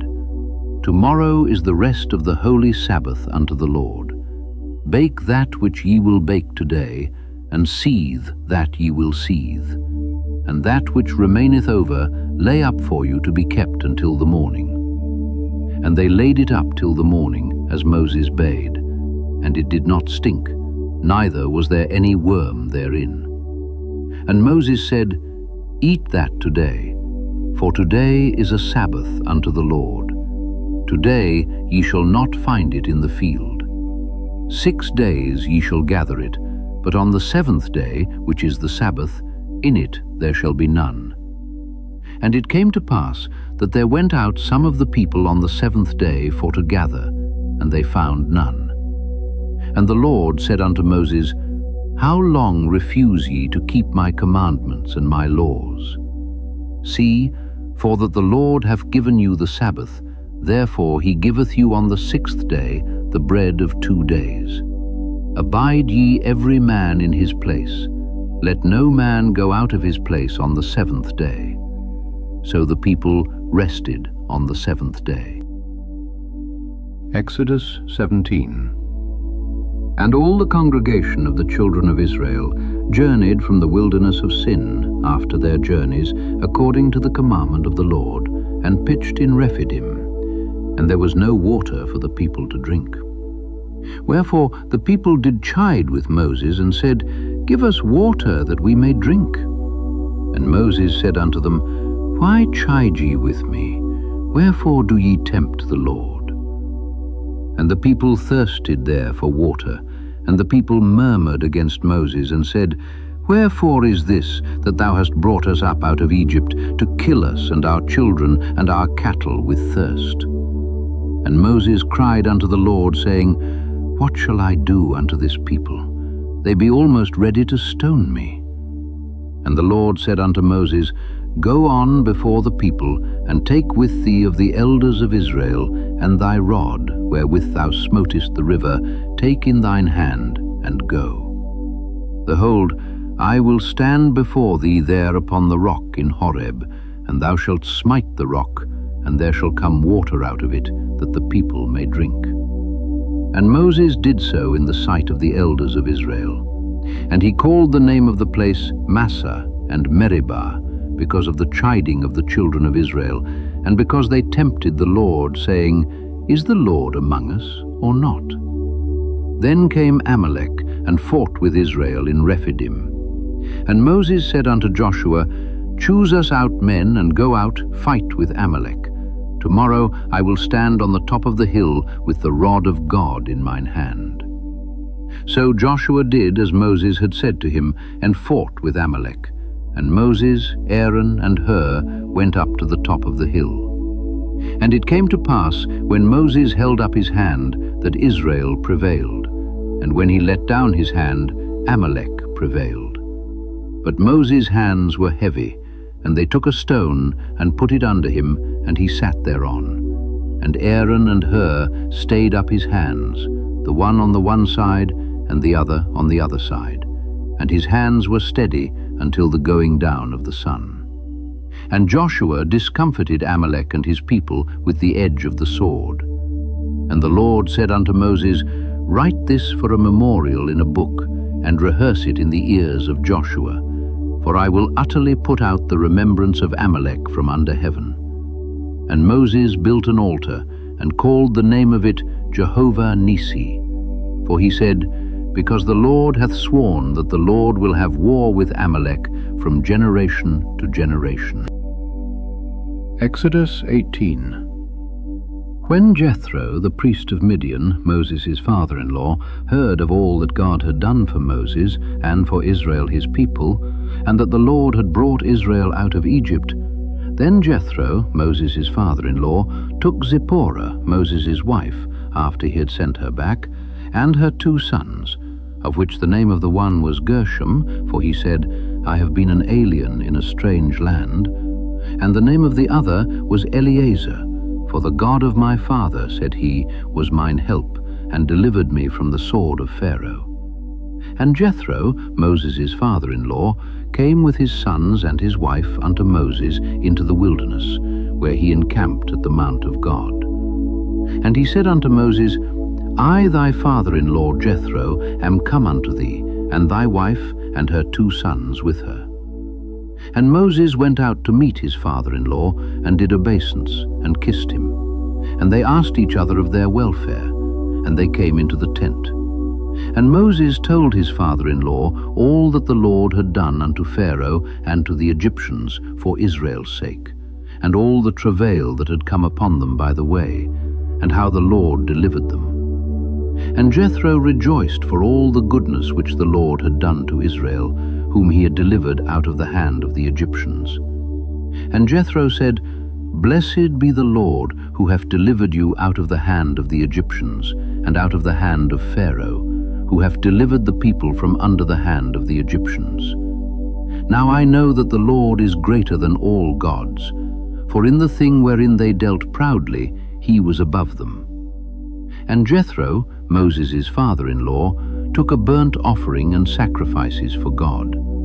And Aaron came, and all the elders of Israel, to eat bread with Moses' father-in-law before God.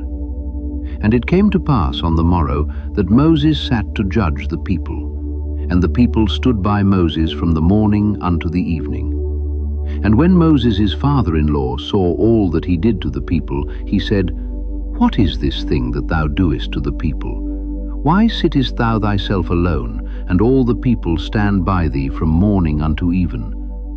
And Moses said unto his father-in-law, Because the people come unto me to inquire of God. When they have a matter, they come unto me, and I judge between one and another, and I do make them know the statutes of God and his laws. And Moses his father-in-law said unto him, The thing that thou doest is not good. Thou wilt surely wear away, both thou and this people that is with thee. For this thing is too heavy for thee. Thou art not able to perform it thyself alone. Hearken now unto my voice. I will give thee counsel, and God shall be with thee. Be thou for the people to Godward, that thou mayest bring the causes unto God. And thou shalt teach them ordinances and laws, and shalt show them the way wherein they must walk, and the work that they must do. Moreover, thou shalt provide out of all the people able men, such as fear God, men of truth, hating covetousness, and place such over them to be rulers of thousands, and rulers of hundreds, rulers of 50s, and rulers of 10s. And let them judge the people at all seasons. And it shall be that every great matter they shall bring unto thee, but every small matter they shall judge. So shall it be easier for thyself, and they shall bear the burden with thee. If thou shalt do this thing, and God command thee so, then thou shalt be able to endure, and all this people shall also go to their place in peace. So Moses hearkened to the voice of his father-in-law, and did all that he had said. And Moses chose able men out of all Israel, and made them heads over the people, rulers of thousands, rulers of hundreds, rulers of 50s, and rulers of 10s. And they judged the people at all seasons. The hard causes they brought unto Moses, but every small matter they judged themselves. And Moses let his father-in-law depart, and he went his way into his own land. Exodus 19. In the 3rd month, when the children of Israel were gone forth out of the land of Egypt, the same day came they into the wilderness of Sinai. For they were departed from Rephidim, and were come to the desert of Sinai, and had pitched in the wilderness. And there Israel camped before the mount. And Moses went up unto God, and the Lord called unto him out of the mountain, saying, Thus shalt thou say to the house of Jacob, and tell the children of Israel, Ye have seen what I did unto the Egyptians, and how I bare you on eagle's wings, and brought you unto myself. Now therefore, if ye will obey my voice indeed, and keep my covenant, then ye shall be a peculiar treasure unto me above all people. For all the earth is mine. And ye shall be unto me a kingdom of priests, and an holy nation. These are the words which thou shalt speak unto the children of Israel. And Moses came and called for the elders of the people, and laid before their faces all these words which the Lord commanded him. And all the people answered together and said, All that the Lord hath spoken we will do. And Moses returned the words of the people unto the Lord.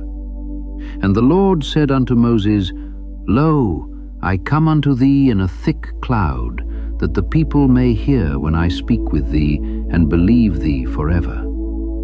And Moses told the words of the people unto the Lord.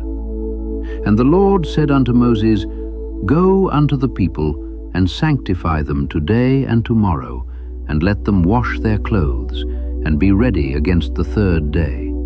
For the third day the Lord will come down in the sight of all the people upon Mount Sinai. And thou shalt set bounds unto the people round about, saying, Take heed to yourselves, that ye go not up into the mount, or touch the border of it. Whosoever toucheth the mount shall be surely put to death. There shall not an hand touch it, but he shall surely be stoned, or shot through. Whether it be beast or man, it shall not live. When the trumpet soundeth long, they shall come up to the mount. And Moses went down from the mount unto the people, and sanctified the people, and they washed their clothes. And he said unto the people, Be ready against the third day, come not at your wives. And it came to pass on the third day in the morning, that there were thunders and lightnings, and a thick cloud upon the mount, and the voice of the trumpet exceeding loud, so that all the people that was in the camp trembled. And Moses brought forth the people out of the camp to meet with God, and they stood at the nether part of the mount. And Mount Sinai was altogether on a smoke, because the Lord descended upon it in fire. And the smoke thereof ascended as the smoke of a furnace, and the whole mount quaked greatly. And when the voice of the trumpet sounded long, and waxed louder and louder, Moses spake, and God answered him by a voice. And the Lord came down upon Mount Sinai on the top of the mount. And the Lord called Moses up to the top of the mount, and Moses went up. And the Lord said unto Moses, Go down, charge the people, lest they break through unto the Lord to gaze, and many of them perish. And let the priests also, which come near to the Lord, sanctify themselves, lest the Lord break forth upon them. And Moses said unto the Lord, The people cannot come up to Mount Sinai, for thou chargedst us, saying, Set bounds about the mount, and sanctify it. And the Lord said unto him, Away, get thee down, and thou shalt come up, thou and Aaron with thee. But let not the priests and the people break through to come up unto the Lord, lest he break forth upon them. So Moses went down unto the people, and spake unto them. Exodus 20. And God spake all these words, saying, I am the Lord thy God, which have brought thee out of the land of Egypt, out of the house of bondage. Thou shalt have no other gods before me. Thou shalt not make unto thee any graven image, or any likeness of anything that is in heaven above, or that is in the earth beneath, or that is in the water under the earth. Thou shalt not bow down thyself to them, nor serve them. For I, the Lord thy God, am a jealous God, visiting the iniquity of the fathers upon the children unto the third and fourth generation of them that hate me, and showing mercy unto thousands of them that love me, and keep my commandments.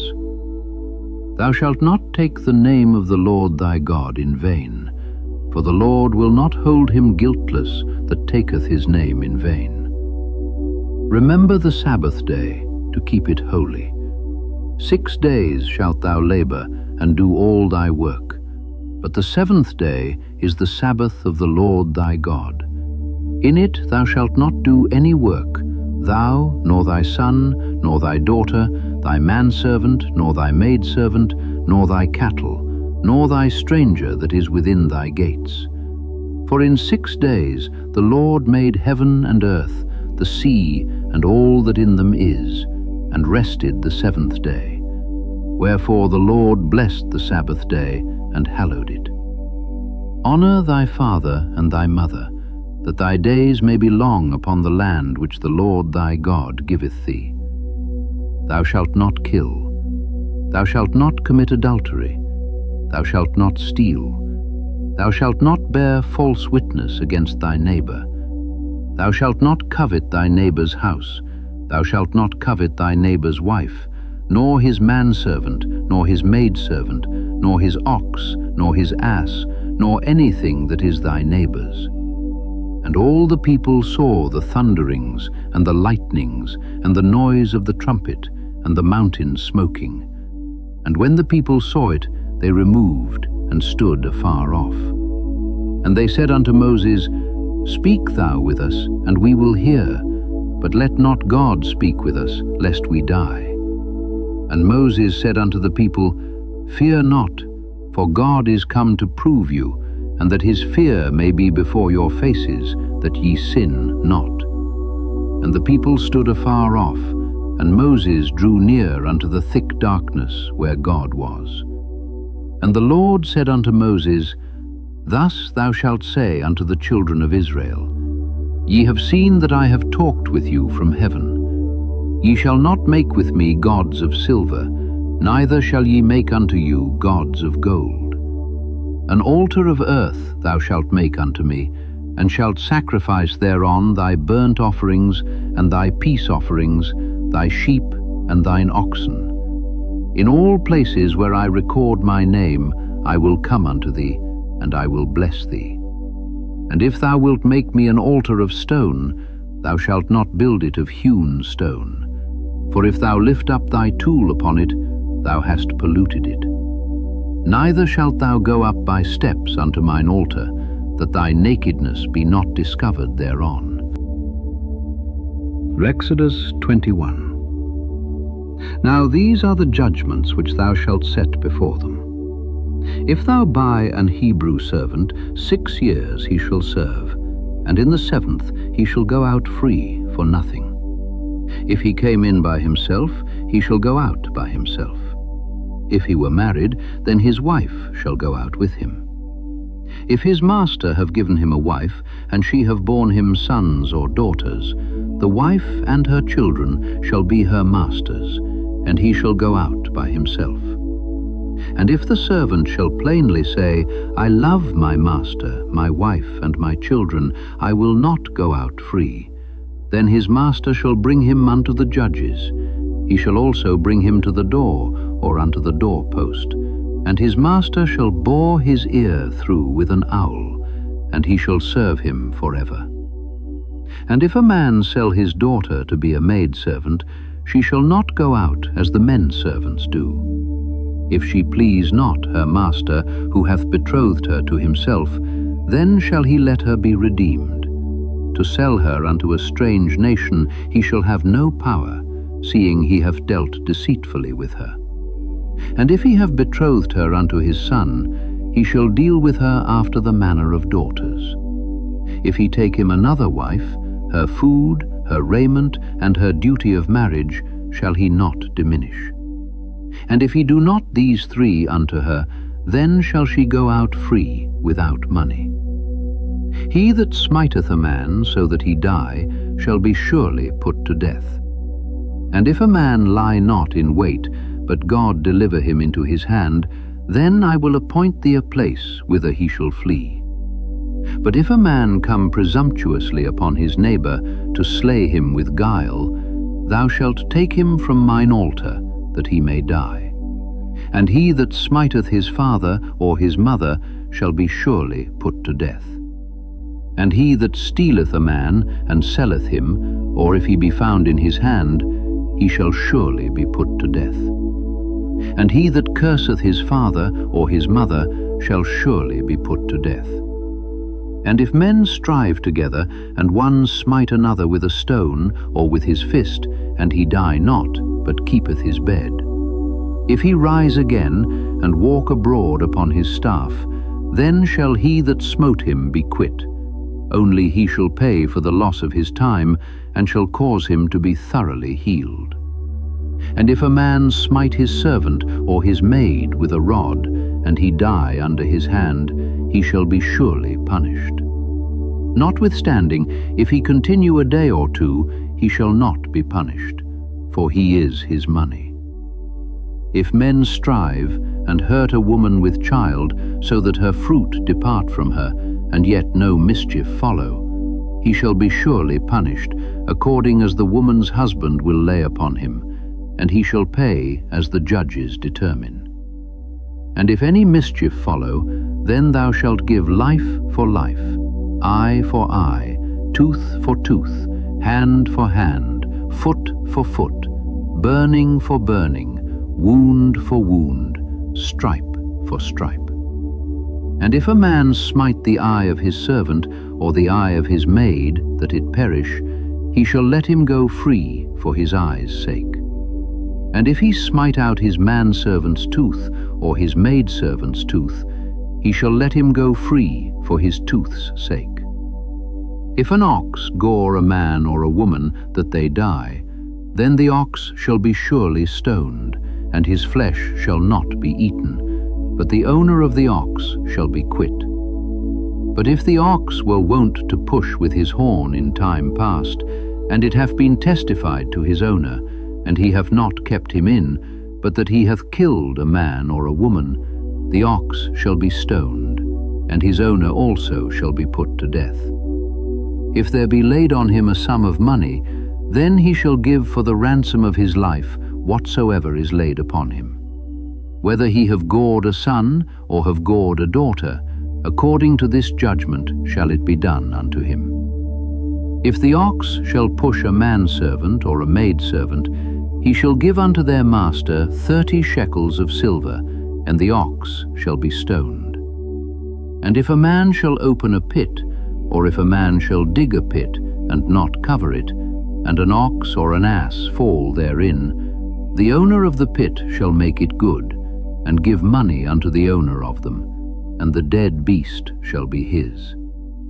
And if one man's ox hurt another's, that he die, then they shall sell the live ox, and divide the money of it, and the dead ox also they shall divide. Or if it be known that the ox hath used to push in time past, and his owner hath not kept him in, he shall surely pay ox for ox, and the dead shall be his own. Exodus 22. If a man shall steal an ox or a sheep, and kill it or sell it, he shall restore 5 oxen for an ox, and 4 sheep for a sheep. If a thief be found breaking up, and be smitten that he die, there shall no blood be shed for him. If the sun be risen upon him, there shall be blood shed for him, for he shall make full restitution. If he have nothing, then he shall be sold for his theft. If the theft be certainly found in his hand alive, whether it be ox or ass or sheep, he shall restore double. If a man shall cause a field or vineyard to be eaten, and shall put in his beast, and shall feed in another man's field, of the best of his own field, and of the best of his own vineyard, shall he make restitution. If fire break out, and catch in thorns, so that the stacks of corn, or the standing corn, or the field be consumed therewith, he that kindled the fire shall surely make restitution. If a man shall deliver unto his neighbor money or stuff to keep, and it be stolen out of the man's house, if the thief be found, let him pay double. If the thief be not found, then the master of the house shall be brought unto the judges, to see whether he have put his hand unto his neighbor's goods. For all manner of trespass, whether it be for ox, for ass, for sheep, for raiment, or for any manner of lost thing which another challengeth to be his, the cause of both parties shall come before the judges, and whom the judges shall condemn, he shall pay double unto his neighbor. If a man deliver unto his neighbor an ass, or an ox, or a sheep, or any beast to keep, and it die, or be hurt, or driven away, no man seeing it, then shall an oath of the Lord be between them both, that he hath not put his hand unto his neighbor's goods, and the owner of it shall accept thereof, and he shall not make it good. And if it be stolen from him, he shall make restitution unto the owner thereof. If it be torn in pieces, then let him bring it for witness, and he shall not make good that which was torn. And if a man borrow aught of his neighbor, and it be hurt or die, the owner thereof being not with it, he shall surely make it good. But if the owner thereof be with it, he shall not make it good. If it be an hired thing, it came for his hire. And if a man entice a maid that is not betrothed, and lie with her, he shall surely endow her to be his wife. If her father utterly refuse to give her unto him, he shall pay money according to the dowry of virgins. Thou shalt not suffer a witch to live. Whosoever lieth with a beast shall surely be put to death. He that sacrificeth unto any god, save unto the Lord only, he shall be utterly destroyed. Thou shalt neither vex a stranger nor oppress him, for ye were strangers in the land of Egypt. Ye shall not afflict any widow or fatherless child. If thou afflict them in any wise, and they cry at all unto me, I will surely hear their cry, and my wrath shall wax hot, and I will kill you with the sword, and your wives shall be widows, and your children fatherless. If thou lend money to any of my people that is poor by thee, thou shalt not be to him as an usurer, neither shalt thou lay upon him usury. If thou at all take thy neighbour's raiment to pledge, thou shalt deliver it unto him by that the sun goeth down. For that is his covering only, it is his raiment for his skin, wherein shall he sleep. And it shall come to pass, when he crieth unto me, that I will hear, for I am gracious. Thou shalt not revile the gods, nor curse the ruler of thy people. Thou shalt not delay to offer the first of thy ripe fruits, and of thy liquors. The firstborn of thy sons shalt thou give unto me. Likewise shalt thou do with thine oxen and with thy sheep. 7 days it shall be with his dam. On the 8th day thou shalt give it me. And ye shall be holy men unto me. Neither shall ye eat any flesh that is torn of beasts in the field. Ye shall cast it to the dogs. Exodus 23. Thou shalt not raise a false report. Put not thine hand with the wicked to be an unrighteous witness. Thou shalt not follow a multitude to do evil, neither shalt thou speak in a cause to decline after many to wrest judgment. Neither shalt thou countenance a poor man in his cause. If thou meet thine enemy's ox or his ass going astray, thou shalt surely bring it back to him again. If thou see the ass of him that hateth thee lying under his burden, and wouldest forbear to help him, thou shalt surely help with him. Thou shalt not wrest the judgment of thy poor in his cause. Keep thee far from a false matter, and the innocent and righteous slay thou not. For I will not justify the wicked. And thou shalt take no gift, for the gift blindeth the wise, and perverteth the words of the righteous. Also thou shalt not oppress a stranger, for ye know the heart of a stranger, seeing ye were strangers in the land of Egypt. And 6 years thou shalt sow thy land, and shalt gather in the fruits thereof. But the 7th year thou shalt let it rest and lie still, that the poor of thy people may eat, and what they leave the beasts of the field shall eat. In like manner thou shalt deal with thy vineyard and with thy oliveyard. 6 days thou shalt do thy work, and on the 7th day thou shalt rest, that thine ox and thine ass may rest, and the son of thy handmaid and the stranger may be refreshed. And in all things that I have said unto you, be circumspect, and make no mention of the name of other gods, neither let it be heard out of thy mouth. 3 times thou shalt keep a feast unto me in the year. Thou shalt keep the feast of unleavened bread. Thou shalt eat unleavened bread 7 days, as I commanded thee, in the time appointed of the month Abib. For in it thou camest out from Egypt. And none shall appear before me empty. And the feast of harvest, the first fruits of thy labours which thou hast sown in the field. And the feast of ingathering, which is in the end of the year, when thou hast gathered in thy labours out of the field. 3 times in the year all thy males shall appear before the Lord God. Thou shalt not offer the blood of my sacrifice with leavened bread, neither shall the fat of my sacrifice remain until the morning. The first of the firstfruits of thy land thou shalt bring into the house of the Lord thy God. Thou shalt not see the kid in his mother's milk. Behold, I send an angel before thee to keep thee in the way, and to bring thee into the place which I have prepared. Beware of him, and obey his voice. Provoke him not, for he will not pardon your transgressions, for my name is in him. But if thou shalt indeed obey his voice, and do all that I speak, then I will be an enemy unto thine enemies, and an adversary unto thine adversaries. For mine angel shall go before thee, and bring thee in unto the Amorites, and the Hittites, and the Perizzites, and the Canaanites, the Hivites, and the Jebusites, and I will cut them off. Thou shalt not bow down to their gods, nor serve them, nor do after their works, but thou shalt utterly overthrow them, and quite break down their images.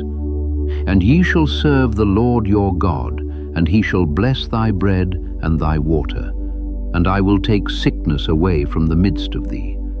There shall nothing cast their young, nor be barren in thy land. The number of thy days I will fulfill. I will send my fear before thee, and will destroy all the people to whom thou shalt come, and I will make all thine enemies turn their backs unto thee. And I will send hornets before thee, which shall drive out the Hivite, the Canaanite, and the Hittite from before thee. I will not drive them out from before thee in 1 year, lest the land become desolate, and the beast of the field multiply against thee.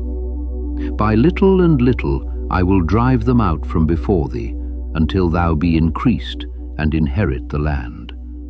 And I will set thy bounds from the Red Sea even unto the sea of the Philistines, and from the desert unto the river. For I will deliver the inhabitants of the land into your hand, and thou shalt drive them out before thee. Thou shalt make no covenant with them, nor with their gods. They shall not dwell in thy land, lest they make thee sin against me. For if thou serve their gods, it will surely be a snare unto thee. Exodus 24. And he said unto Moses, Come up unto the Lord, thou and Aaron, Nadab and Abihu, and 70 of the elders of Israel, and worship ye afar off. And Moses alone shall come near the Lord, but they shall not come nigh, neither shall the people go up with him. And Moses came and told the people all the words of the Lord, and all the judgments. And all the people answered with one voice, and said, All the words which the Lord hath said will we do. And Moses wrote all the words of the Lord, and rose up early in the morning, and builded an altar under the hill, and 12 pillars, according to the 12 tribes of Israel. And he sent young men of the children of Israel, which offered burnt offerings, and sacrificed peace offerings of oxen unto the Lord. And Moses took half of the blood, and put it in basins, and half of the blood he sprinkled on the altar.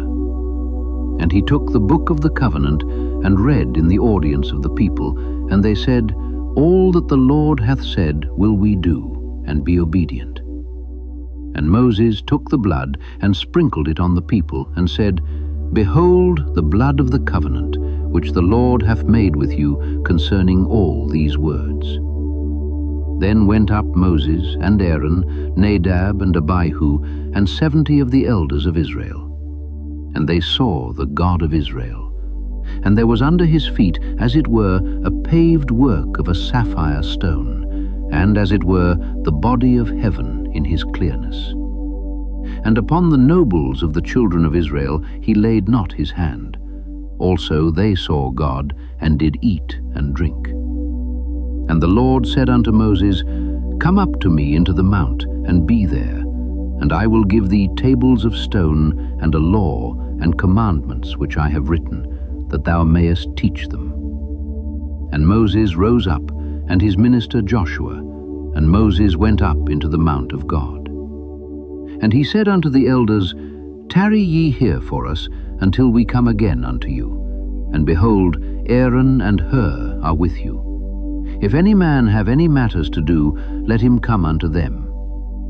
And Moses went up into the mount, and a cloud covered the mount.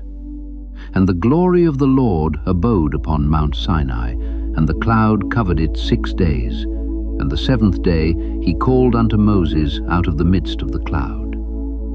And the sight of the glory of the Lord was like devouring fire on the top of the mount in the eyes of the children of Israel. And Moses went into the midst of the cloud, and gat him up into the mount. And Moses was in the mount 40 days and 40 nights. Exodus 25. And the Lord spake unto Moses, saying, Speak unto the children of Israel, that they bring me an offering. Of every man that giveth it willingly with his heart, ye shall take my offering. And this is the offering which ye shall take of them: gold, and silver, and brass, and blue, and purple, and scarlet, and fine linen, and goat's hair, and rams' skins dyed red, and badgers' skins, and shittim wood, oil for the light, spices for anointing oil, and for sweet incense, onyx stones, and stones to be set in the ephod and in the breastplate. And let them make me a sanctuary, that I may dwell among them, according to all that I show thee, after the pattern of the tabernacle, and the pattern of all the instruments thereof, even so shall ye make it. And they shall make an ark of shittim wood. 2 cubits and a half shall be the length thereof, and a cubit and a half the breadth thereof, and a cubit and a half the height thereof. And thou shalt overlay it with pure gold, within and without shalt thou overlay it, and shalt make upon it a crown of gold round about. And thou shalt cast 4 rings of gold for it, and put them in the 4 corners thereof. And 2 rings shall be in the one side of it, and 2 rings in the other side of it. And thou shalt make staves of shittim wood, and overlay them with gold. And thou shalt put the staves into the rings by the sides of the ark, that the ark may be borne with them. The staves shall be in the rings of the ark, they shall not be taken from it. And thou shalt put into the ark the testimony which I shall give thee. And thou shalt make a mercy seat of pure gold. 2 cubits and a half shall be the length thereof, and a cubit and a half the breadth thereof. And thou shalt make 2 cherubims of gold, of beaten work shalt thou make them, in the 2 ends of the mercy seat. And make 1 cherub on the one end, and the other cherub on the other end. Even of the mercy seat shall ye make the cherubims on the 2 ends thereof. And the cherubims shall stretch forth their wings on high, covering the mercy seat with their wings, and their faces shall look one to another. Toward the mercy seat shall the faces of the cherubims be.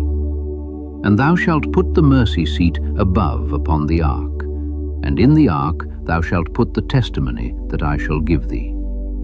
And there I will meet with thee, and I will commune with thee from above the mercy seat, from between the 2 cherubims which are upon the ark of the testimony, of all things which I will give thee in commandment unto the children of Israel.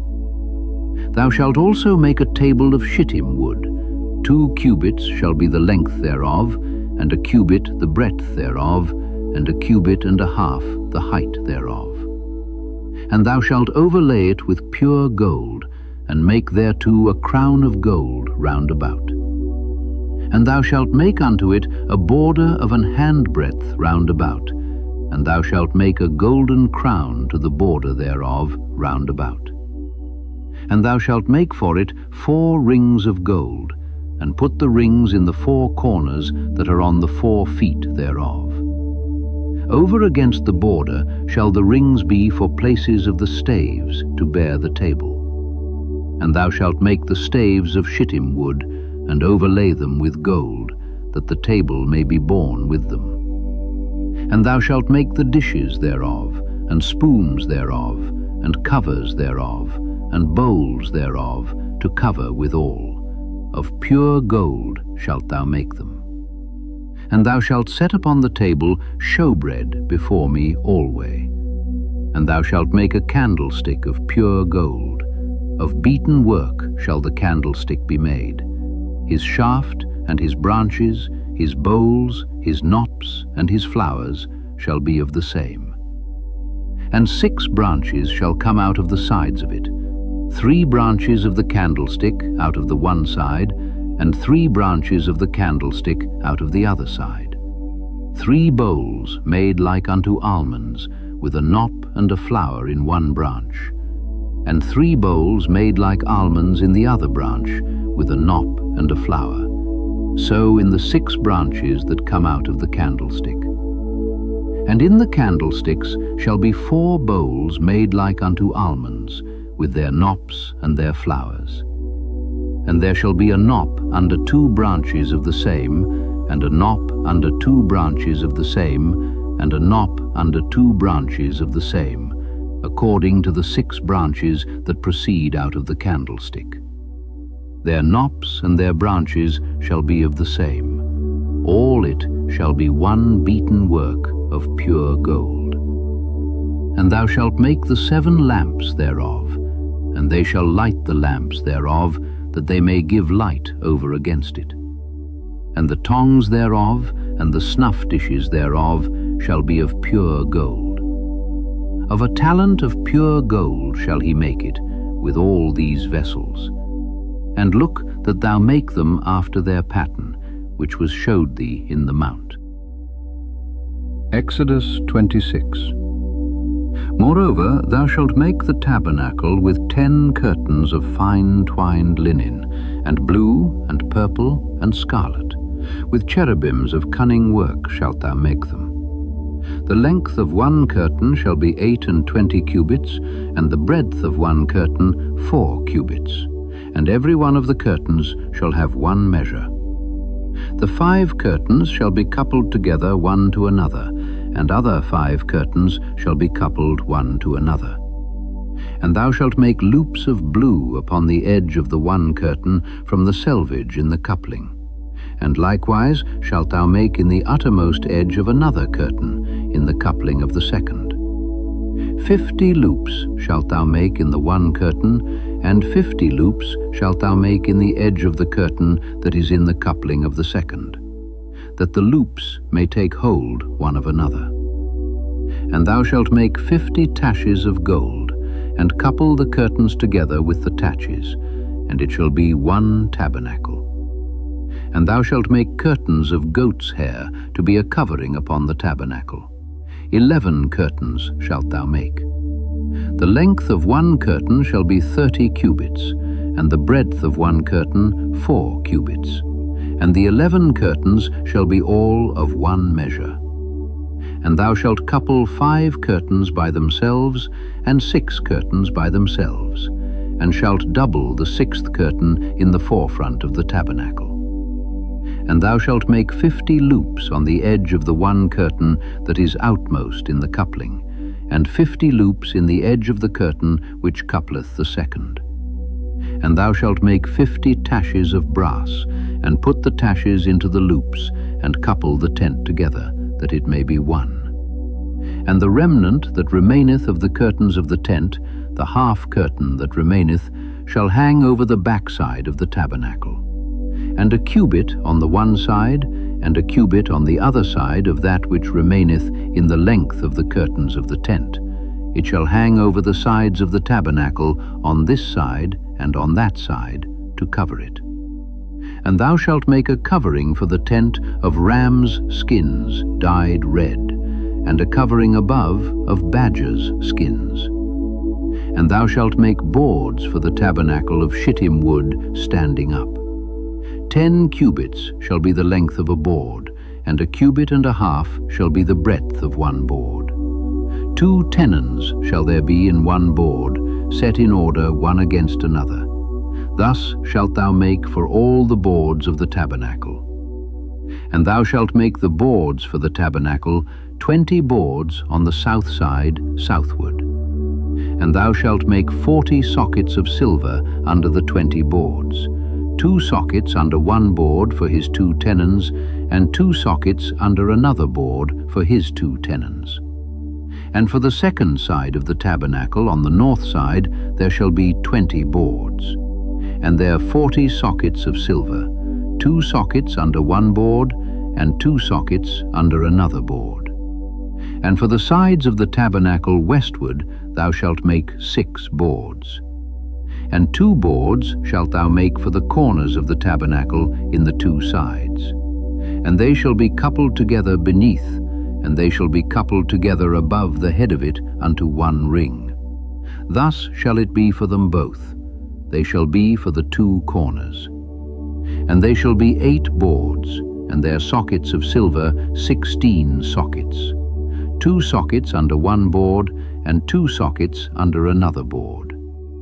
And thou shalt make bars of shittim wood, 5 for the boards of the one side of the tabernacle, and 5 bars for the boards of the other side of the tabernacle, and 5 bars for the boards of the side of the tabernacle for the 2 sides westward. And the middle bar in the midst of the boards shall reach from end to end. And thou shalt overlay the boards with gold, and make their rings of gold for places for the bars. And thou shalt overlay the bars with gold. And thou shalt rear up the tabernacle according to the fashion thereof, which was showed thee in the mount. And thou shalt make a veil of blue and purple and scarlet, and fine twined linen of cunning work. With cherubims shall it be made. And thou shalt hang it upon 4 pillars of shittim wood overlaid with gold. Their hooks shall be of gold upon the 4 sockets of silver. And thou shalt hang up the veil under the taches, that thou mayest bring in thither within the veil the ark of the testimony. And the veil shall divide unto you between the holy place and the most holy. And thou shalt put the mercy seat upon the ark of the testimony in the most holy place. And thou shalt set the table without the veil, and the candlestick over against the table on the side of the tabernacle toward the south. And thou shalt put the table on the north side. And thou shalt make an hanging for the door of the tent of blue and purple and scarlet and fine twined linen wrought with needlework. And thou shalt make for the hanging 5 pillars of shittim wood, and overlay them with gold, and their hooks shall be of gold. And thou shalt cast 5 sockets of brass for them. Exodus 27. And thou shalt make an altar of shittim wood, 5 cubits long and 5 cubits broad. The altar shall be 4 square, and the height thereof shall be 3 cubits. And thou shalt make the horns of it upon the 4 corners thereof. His horns shall be of the same. And thou shalt overlay it with brass. And thou shalt make his pans to receive his ashes, and his shovels, and his basins, and his flesh hooks, and his fire pans. All the vessels thereof thou shalt make of brass. And thou shalt make for it a grate of network of brass. And upon the net shalt thou make 4 brazen rings in the 4 corners thereof. And thou shalt put it under the compass of the altar beneath, that the net may be even to the midst of the altar. And thou shalt make staves for the altar, staves of shittim wood, and overlay them with brass. And the staves shall be put into the rings, and the staves shall be upon the 2 sides of the altar to bear it. Hollow with boards shalt thou make it, as it was showed thee in the mount, so shall they make it. And thou shalt make the court of the tabernacle.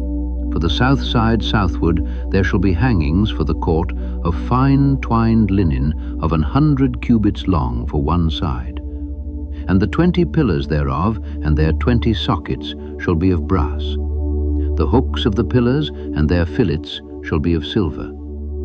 And likewise for the north side in length there shall be hangings of 100 cubits long, and his 20 pillars and their 20 sockets of brass. The hooks of the pillars and their fillets of silver. And for the breadth of the court on the west side shall be hangings of 50 cubits. their pillars 10, and their sockets 10. And the breadth of the court on the east side eastward shall be 50 cubits. The hangings of one side of the gate shall be 15 cubits, their pillars 3, and their sockets 3. And on the other side shall be hangings 15 cubits, their pillars 3, and their sockets 3. And for the gate of the court shall be an hanging of 20 cubits, of blue and purple and scarlet and fine twined linen, wrought with needlework. And their pillars shall be 4, and their sockets 4. All the pillars round about the court shall be filleted with silver. Their hooks shall be of silver, and their sockets of brass. The length of the court shall be 100 cubits, and the breadth 50 everywhere, and the height 5 cubits of fine twined linen, and their sockets of brass. All the vessels of the tabernacle in all the service thereof, and all the pins thereof, and all the pins of the court shall be of brass. And thou shalt command the children of Israel that they bring thee pure oil olive beaten for the light, to cause the lamp to burn always. In the tabernacle of the congregation without the veil, which is before the testimony, Aaron and his sons shall order it from evening to morning before the Lord. It shall be a statute forever unto their generations on the behalf of the children of Israel. Exodus 28. And take thou unto thee Aaron thy brother, and his sons with him, from among the children of Israel, that he may minister unto me in the priest's office, even Aaron, Nadab and Abihu, Eleazar and Ithamar, Aaron's sons. And thou shalt make holy garments for Aaron thy brother, for glory and for beauty. And thou shalt speak unto all that are wise-hearted, whom I have filled with the spirit of wisdom, that they may make Aaron's garments to consecrate him, that he may minister unto me in the priest's office. And these are the garments which they shall make: a breastplate, and an ephod, and a robe, and a broidered coat, a mitre, and a girdle. And they shall make holy garments for Aaron thy brother and his sons, that he may minister unto me in the priest's office. And they shall take gold, and blue, and purple, and scarlet, and fine linen. And they shall make the ephod of gold, of blue, and of purple, of scarlet, and fine twined linen, with cunning work. It shall have the 2 shoulder pieces thereof joined at the 2 edges thereof, and so it shall be joined together. And the curious girdle of the ephod, which is upon it, shall be of the same, according to the work thereof, even of gold, of blue, and purple, and scarlet, and fine twined linen. And thou shalt take 2 onyx stones, and grave on them the names of the children of Israel, 6 of their names on one stone, and the other 6 names of the rest on the other stone, according to their birth.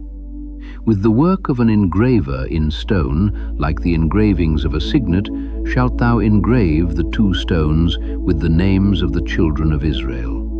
Thou shalt make them to be set in ouches of gold. And thou shalt put the 2 stones upon the shoulders of the ephod for stones of memorial unto the children of Israel.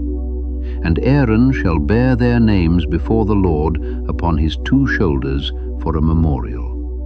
And thou shalt make ouches of gold, and 2 chains of pure gold at the ends. Of wreathen work shalt thou make them, and fasten the wreathen chains to the ouches. And thou shalt make the breastplate of judgment with cunning work. After the work of the ephod thou shalt make it. Of gold, of blue, and of purple, and of scarlet, and of fine twined linen shalt thou make it. 4 square it shall be, being doubled. A span shall be the length thereof, and a span shall be the breadth thereof. And thou shalt set in it settings of stones, even 4 rows of stones. The first row shall be a sardius, a topaz, and a carbuncle. This shall be the first row. And the second row shall be an emerald, a sapphire, and a diamond. and the third row a ligure, an agate, and an amethyst, and the fourth row a beryl, and an onyx, and a jasper. They shall be set in gold in their enclosings. And the stones shall be with the names of the children of Israel, 12, according to their names, like the engravings of a signet. Every one with his name shall they be, according to the 12 tribes. And thou shalt make upon the breastplate chains at the ends of wreathen work of pure gold. And thou shalt make upon the breastplate 2 rings of gold, and shalt put the 2 rings on the 2 ends of the breastplate. And thou shalt put the 2 wreathen chains of gold in the 2 rings which are on the ends of the breastplate.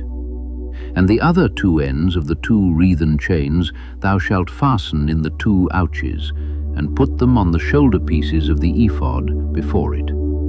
And thou shalt make 2 rings of gold, and thou shalt put them upon the 2 ends of the breastplate in the border thereof, which is in the side of the ephod inward.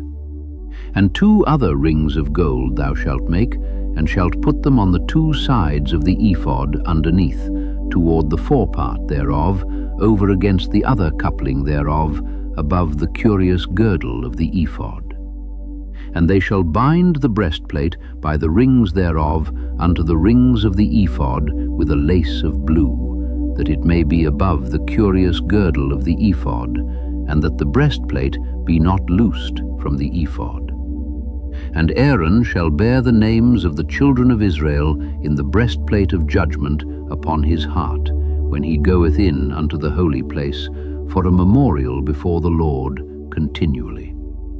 And thou shalt put in the breastplate of judgment the Urim and the Thummim, and they shall be upon Aaron's heart when he goeth in before the Lord.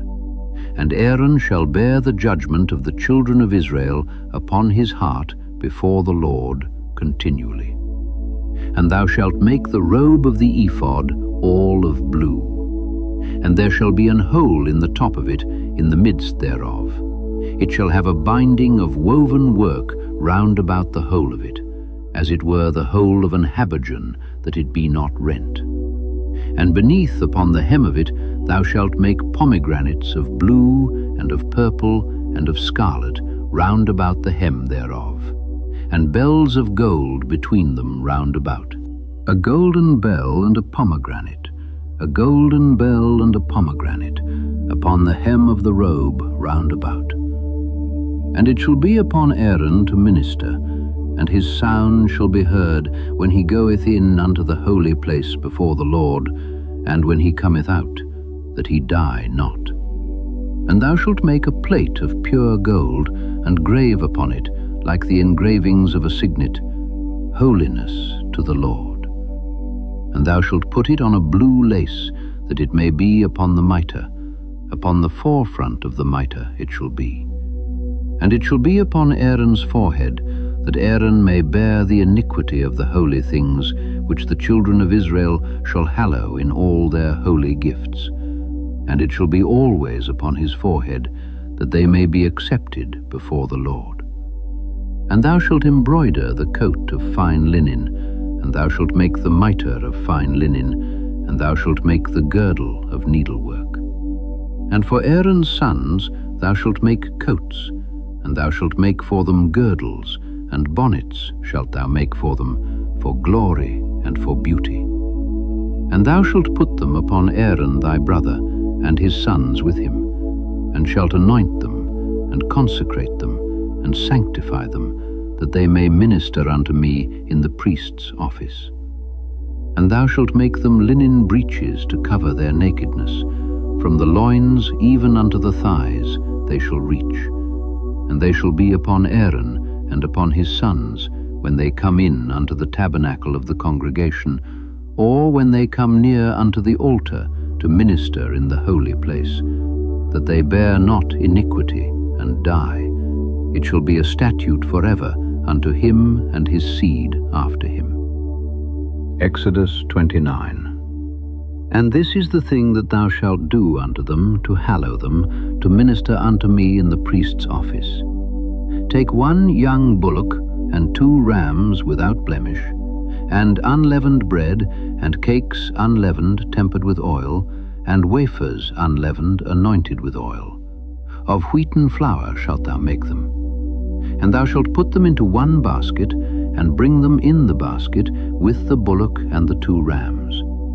And Aaron and his sons thou shalt bring unto the door of the tabernacle of the congregation, and shalt wash them with water. And thou shalt take the garments, and put upon Aaron the coat, and the robe of the ephod, and the breastplate, and gird him with the curious girdle of the ephod. And thou shalt put the mitre upon his head, and put the holy crown upon the mitre. Then shalt thou take the anointing oil, and pour it upon his head, and anoint him. And thou shalt bring his sons, and put coats upon them. And thou shalt gird them with girdles, Aaron and his sons, and put the bonnets on them. And the priest's office shall be theirs for a perpetual statute. And thou shalt consecrate Aaron and his sons. And thou shalt cause a bullock to be brought before the tabernacle of the congregation, and Aaron and his sons shall put their hands upon the head of the bullock.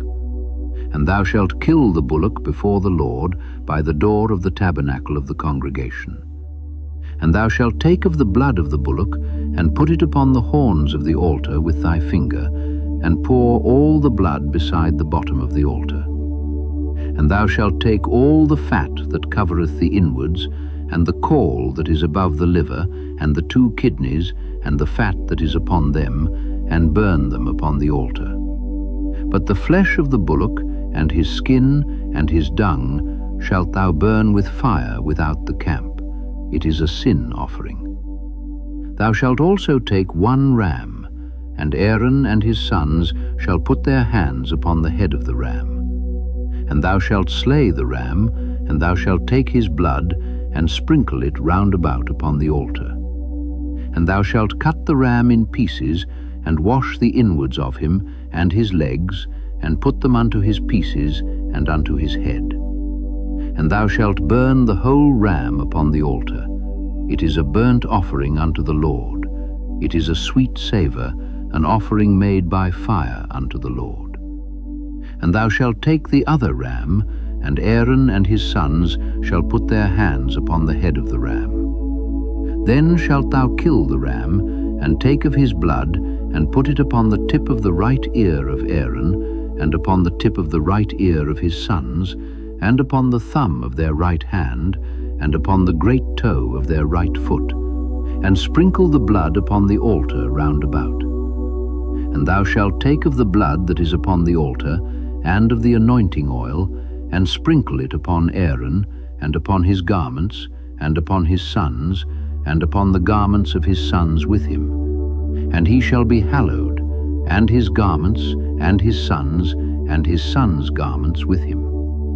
Also thou shalt take of the ram the fat and the rump, and the fat that covereth the inwards, and the caul above the liver, and the 2 kidneys, and the fat that is upon them, and the right shoulder, for it is a ram of consecration.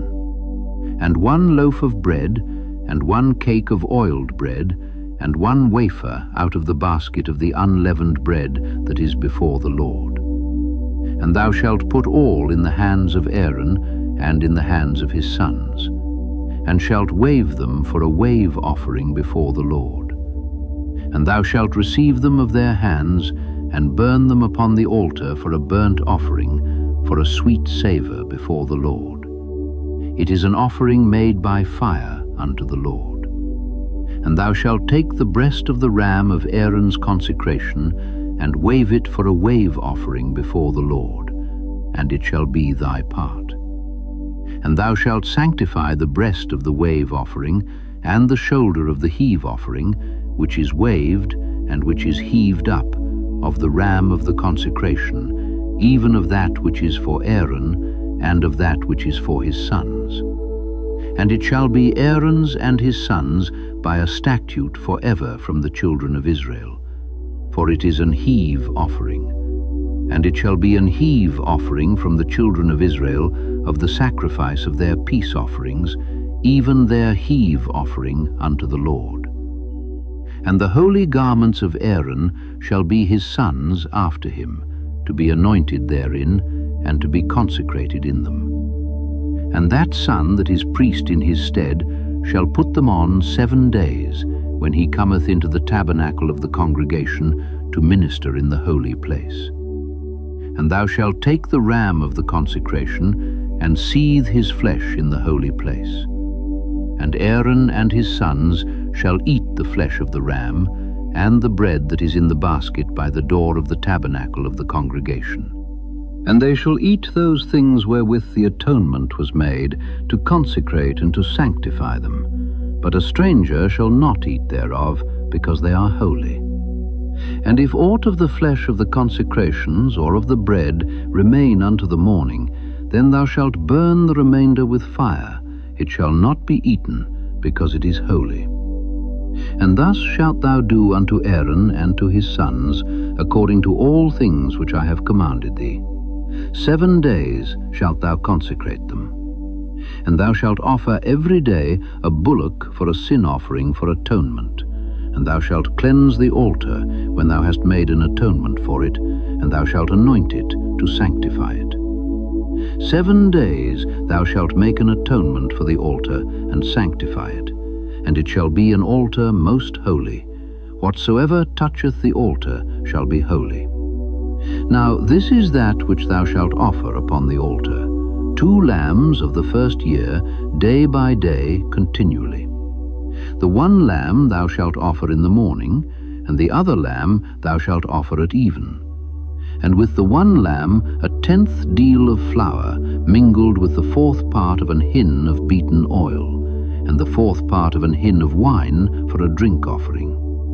And the other lamb thou shalt offer at even, and shalt do thereto according to the meat offering of the morning, and according to the drink offering thereof, for a sweet savour, an offering made by fire unto the Lord. This shall be a continual burnt offering throughout your generations at the door of the tabernacle of the congregation before the Lord, where I will meet you to speak there unto thee. And there I will meet with the children of Israel, and the tabernacle shall be sanctified by my glory. And I will sanctify the tabernacle of the congregation and the altar. I will sanctify also both Aaron and his sons to minister to me in the priest's office. And I will dwell among the children of Israel, and will be their God. And they shall know that I am the Lord their God, that brought them forth out of the land of Egypt, that I may dwell among them. I am the Lord their God. Exodus 30. And thou shalt make an altar to burn incense upon. Of shittim wood shalt thou make it. A cubit shall be the length thereof, and a cubit the breadth thereof. 4 square shall it be.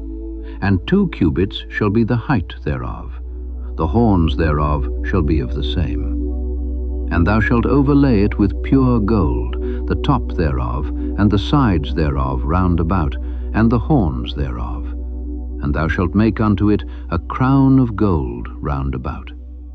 And 2 golden rings shalt thou make to it under the crown of it, by the 2 corners thereof, upon the 2 sides of it shalt thou make it.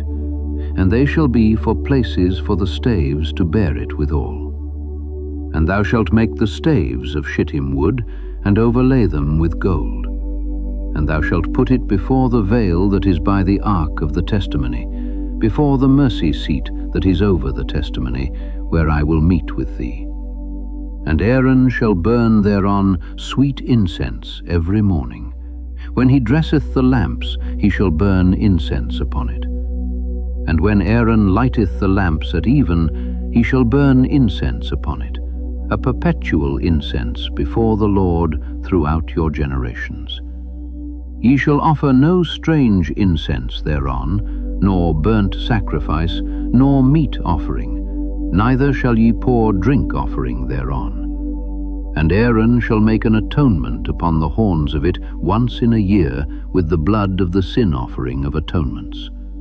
Once in the year shall he make atonement upon it throughout your generations.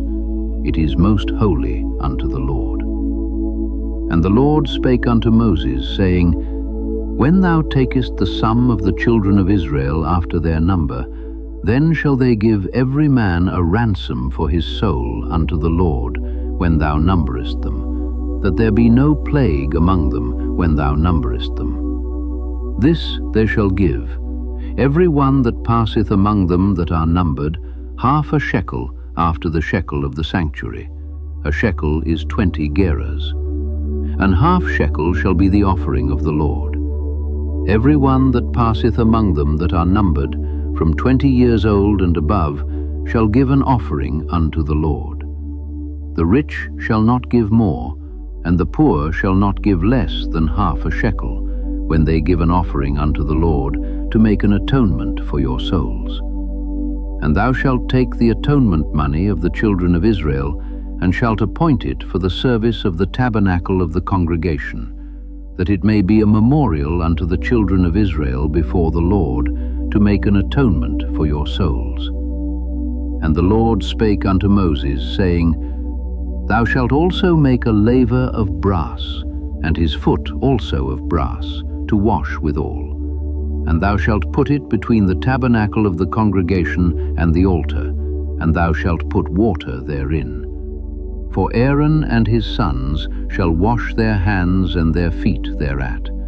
When they go into the tabernacle of the congregation, they shall wash with water, that they die not. Or when they come near to the altar to minister, to burn offering made by fire unto the Lord. So they shall wash their hands and their feet, that they die not. And it shall be a statute forever to them, even to him and to his seed throughout their generations. Moreover the Lord spake unto Moses, saying, Take thou also unto thee principal spices, of pure myrrh 500 shekels, and of sweet cinnamon half so much, even 250 shekels, and of sweet calamus 250 shekels, and of cassia 500 shekels, after the shekel of the sanctuary, and of oil, olive, and hin. And thou shalt make it an oil of holy ointment, an ointment compound after the art of the apothecary. It shall be an holy anointing oil. And thou shalt anoint the tabernacle of the congregation therewith, and the ark of the testimony, and the table and all his vessels, and the candlestick and his vessels, and the altar of incense, and the altar of burnt offering with all his vessels, and the laver and his foot. And thou shalt sanctify them, that they may be most holy. Whatsoever toucheth them shall be holy.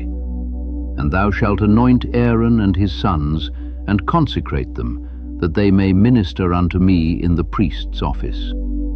And thou shalt speak unto the children of Israel, saying, This shall be an holy anointing oil unto me throughout your generations. Upon man's flesh shall it not be poured, neither shall ye make any other like it after the composition of it. It is holy, and it shall be holy unto you. Whosoever compoundeth any like it, or whosoever putteth any of it upon a stranger, shall even be cut off from his people. And the Lord said unto Moses, Take unto thee sweet spices, stacte, and onycha, and galbanum, these sweet spices with pure frankincense. Of each shall there be a like weight. And thou shalt make it a perfume, a confection after the art of the apothecary, tempered together, pure and holy.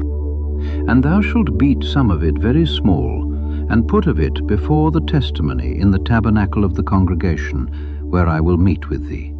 It shall be unto you most holy. And as for the perfume which thou shalt make, ye shall not make to yourselves according to the composition thereof. It shall be unto thee holy for the Lord.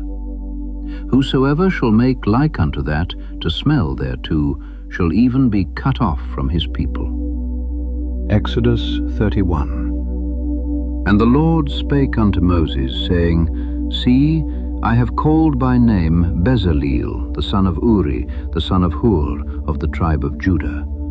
And I have filled him with the Spirit of God, in wisdom, and in understanding, and in knowledge, and in all manner of workmanship, to devise cunning works, to work in gold and in silver and in brass, and in cutting of stones to set them, and in carving of timber, to work in all manner of workmanship.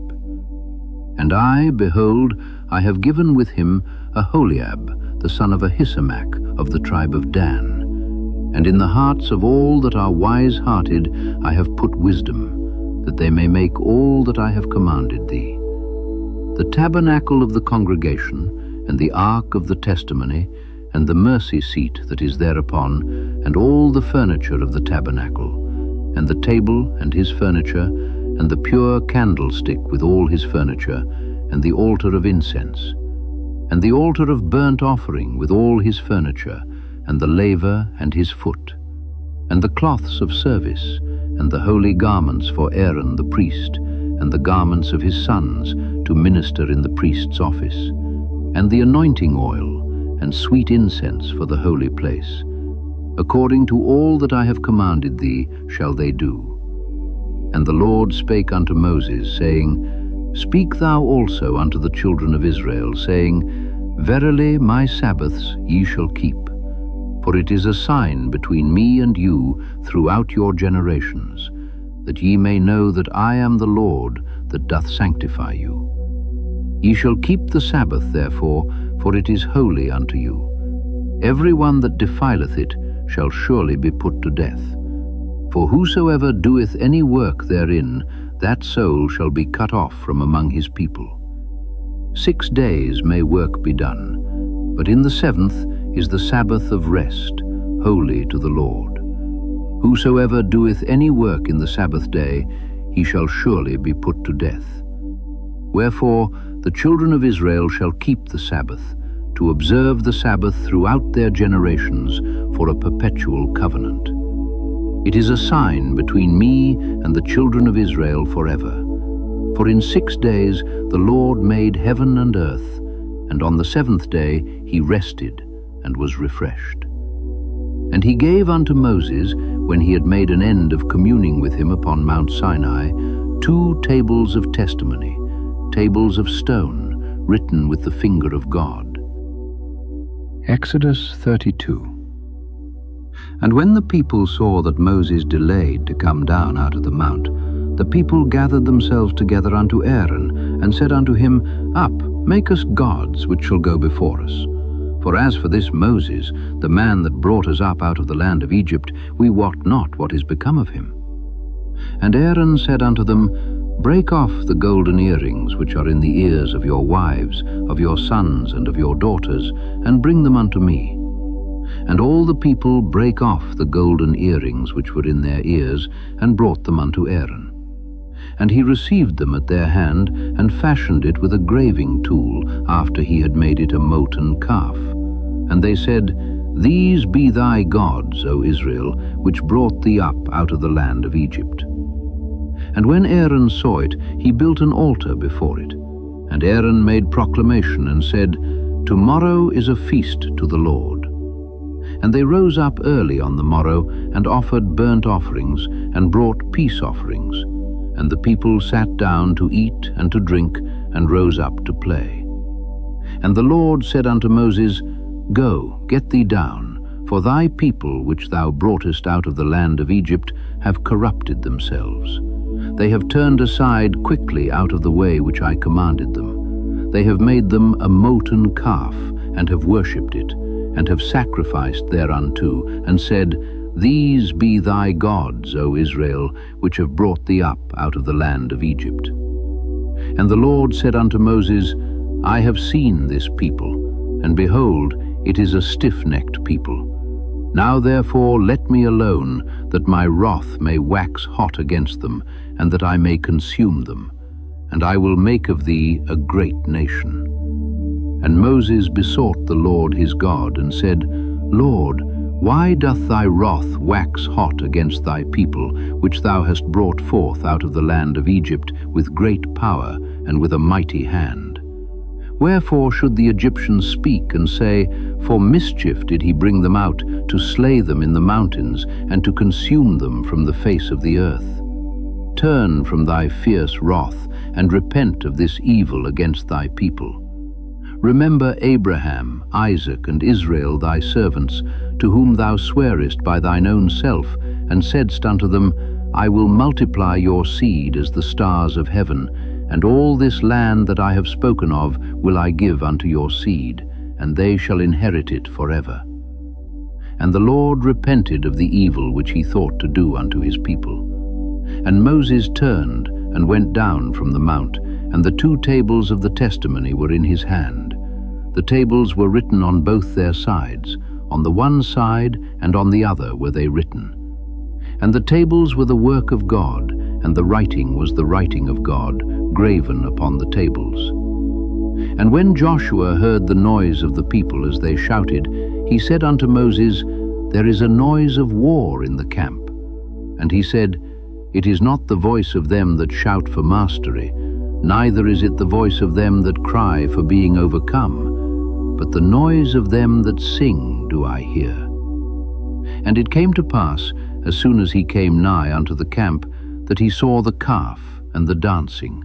And Moses' anger waxed hot, and he cast the tables out of his hands, and brake them beneath the mount.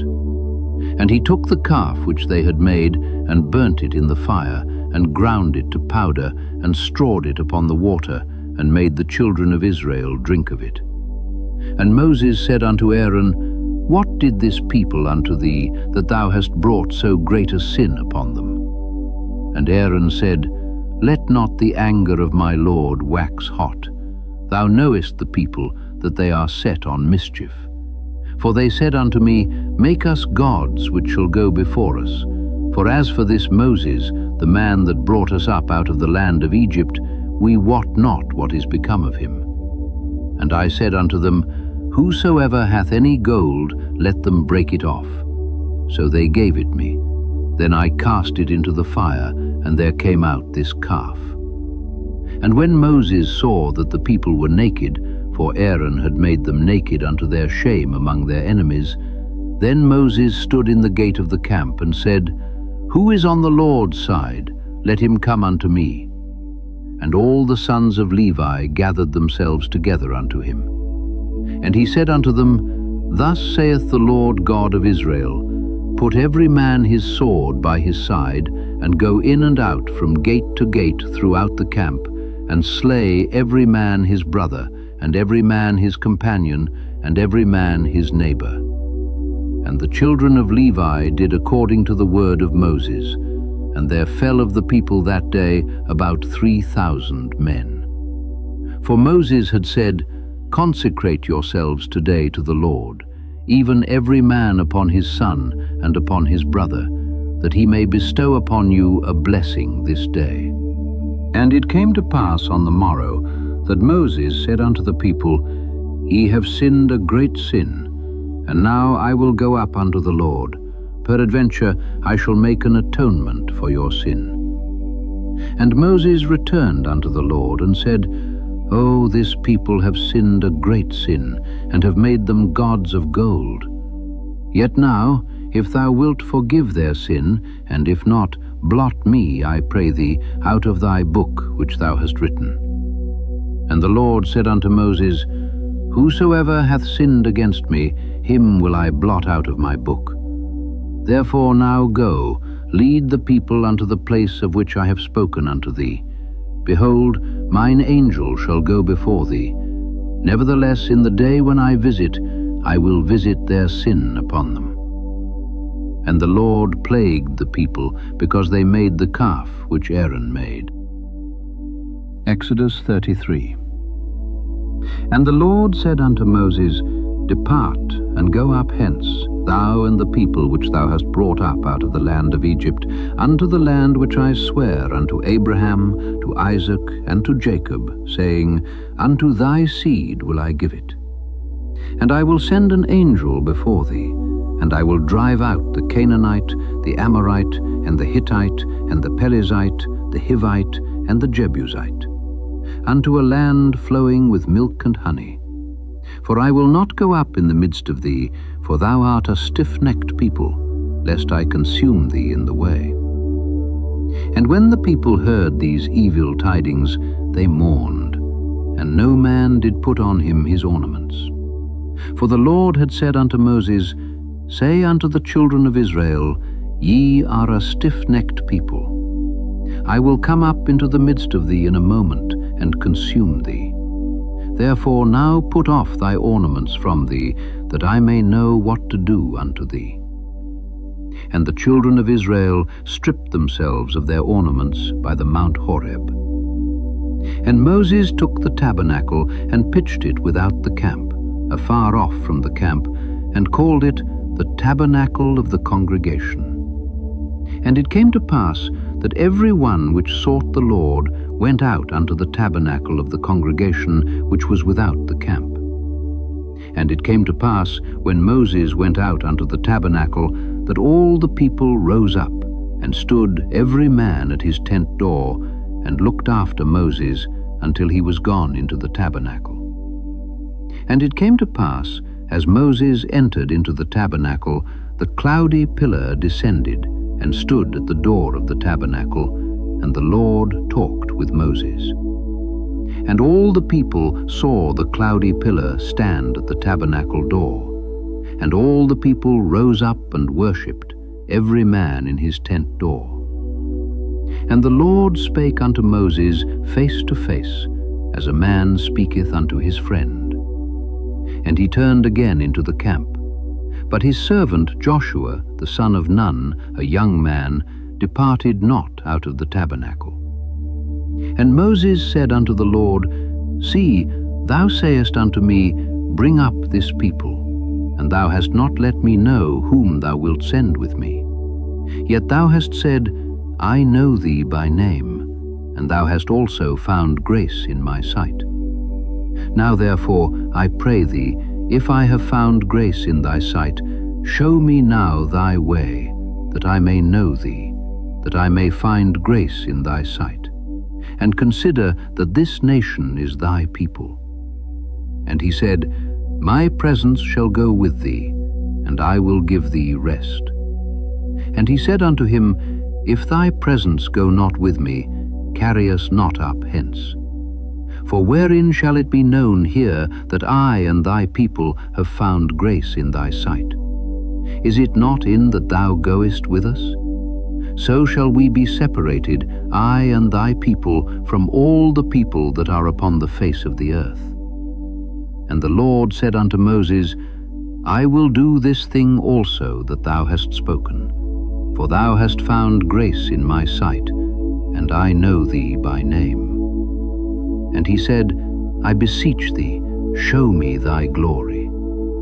And he said, I will make all my goodness pass before thee, and I will proclaim the name of the Lord before thee, and will be gracious to whom I will be gracious, and will show mercy on whom I will show mercy.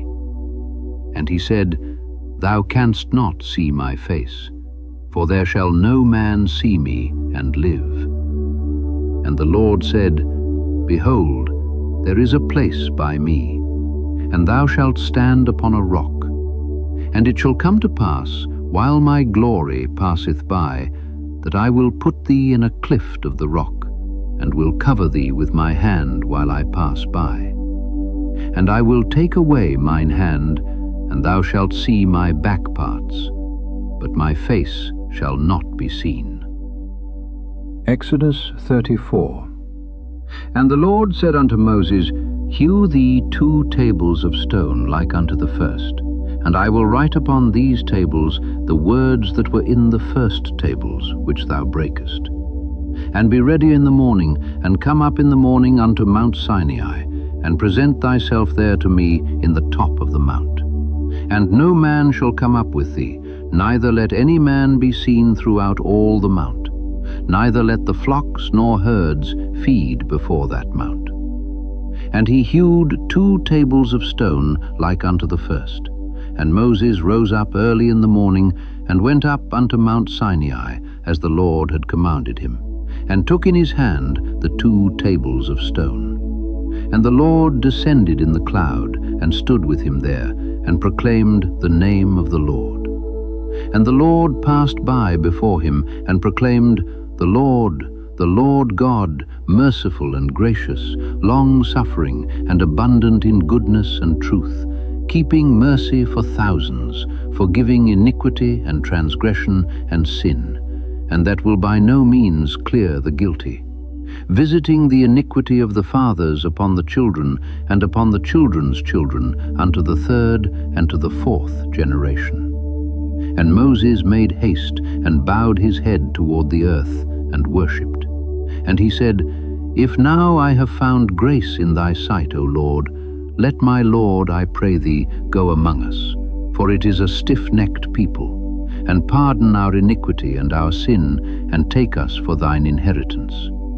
And he said, Behold, I make a covenant. Before all thy people I will do marvels, such as have not been done in all the earth, nor in any nation. And all the people among which thou art shall see the work of the Lord. For it is a terrible thing that I will do with thee. Observe thou that which I command thee this day. Behold, I drive out before thee the Amorite, and the Canaanite, and the Hittite, and the Perizzite, and the Hivite, and the Jebusite. Take heed to thyself, lest thou make a covenant with the inhabitants of the land whither thou goest, lest it be for a snare in the midst of thee. But ye shall destroy their altars, break their images, and cut down their groves. For thou shalt worship no other God, for the Lord, whose name is jealous, is a jealous God. Lest thou make a covenant with the inhabitants of the land, and they go a-whoring after their gods, and do sacrifice unto their gods, and one call thee, and thou eat of his sacrifice. And thou take of their daughters unto thy sons, and their daughters go a-whoring after their gods, and make thy sons go a-whoring after their gods. Thou shalt make thee no molten gods. The feast of unleavened bread shalt thou keep. 7 days thou shalt eat unleavened bread, as I commanded thee, in the time of the month Abib. For in the month Abib thou camest out from Egypt. All that openeth the matrix is mine, and every firstling among thy cattle, whether ox or sheep, that is male. But the firstling of an ass thou shalt redeem with a lamb, and if thou redeem him not, then shalt thou break his neck. All the firstborn of thy sons thou shalt redeem, and none shall appear before me empty. 6 days thou shalt work, but on the 7th day thou shalt rest.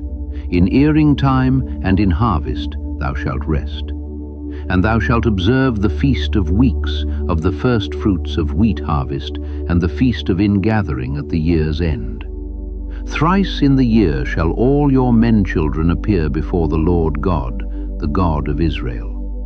For I will cast out the nations before thee, and enlarge thy borders. Neither shall any man desire thy land, when thou shalt go up to appear before the Lord thy God thrice in the year. Thou shalt not offer the blood of my sacrifice with leaven, neither shall the sacrifice of the feast of the Passover be left unto the morning. The first of the first fruits of thy land thou shalt bring unto the house of the Lord thy God. Thou shalt not see the kid in his mother's milk.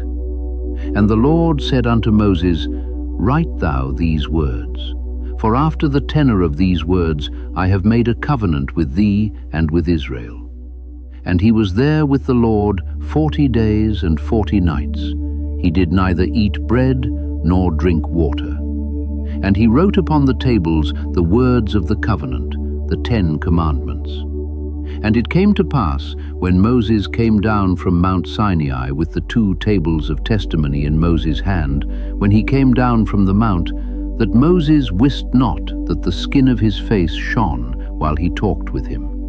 And when Aaron and all the children of Israel saw Moses, behold, the skin of his face shone, and they were afraid to come nigh him. And Moses called unto them, and Aaron and all the rulers of the congregation returned unto him, and Moses talked with them. And afterward all the children of Israel came nigh, and he gave them in commandment all that the Lord had spoken with him in Mount Sinai. Until Moses had done speaking with them, he put a veil on his face. But when Moses went in before the Lord to speak with him, he took the veil off until he came out. And he came out and spake unto the children of Israel that which he was commanded. And the children of Israel saw the face of Moses, that the skin of Moses' face shone. And Moses put the veil upon his face again until he went in to speak with him. Exodus 35.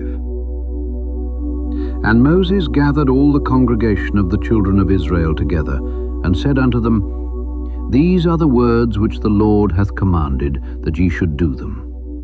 6 days shall work be done, but on the 7th day there shall be to you an holy day, a Sabbath of rest to the Lord. Whosoever doeth work therein shall be put to death. Ye shall kindle no fire throughout your habitations upon the Sabbath day. And Moses spake unto all the congregation of the children of Israel, saying, This is the thing which the Lord commanded, saying, Take ye from among you an offering unto the Lord. Whosoever is of a willing heart, let him bring it, an offering of the Lord.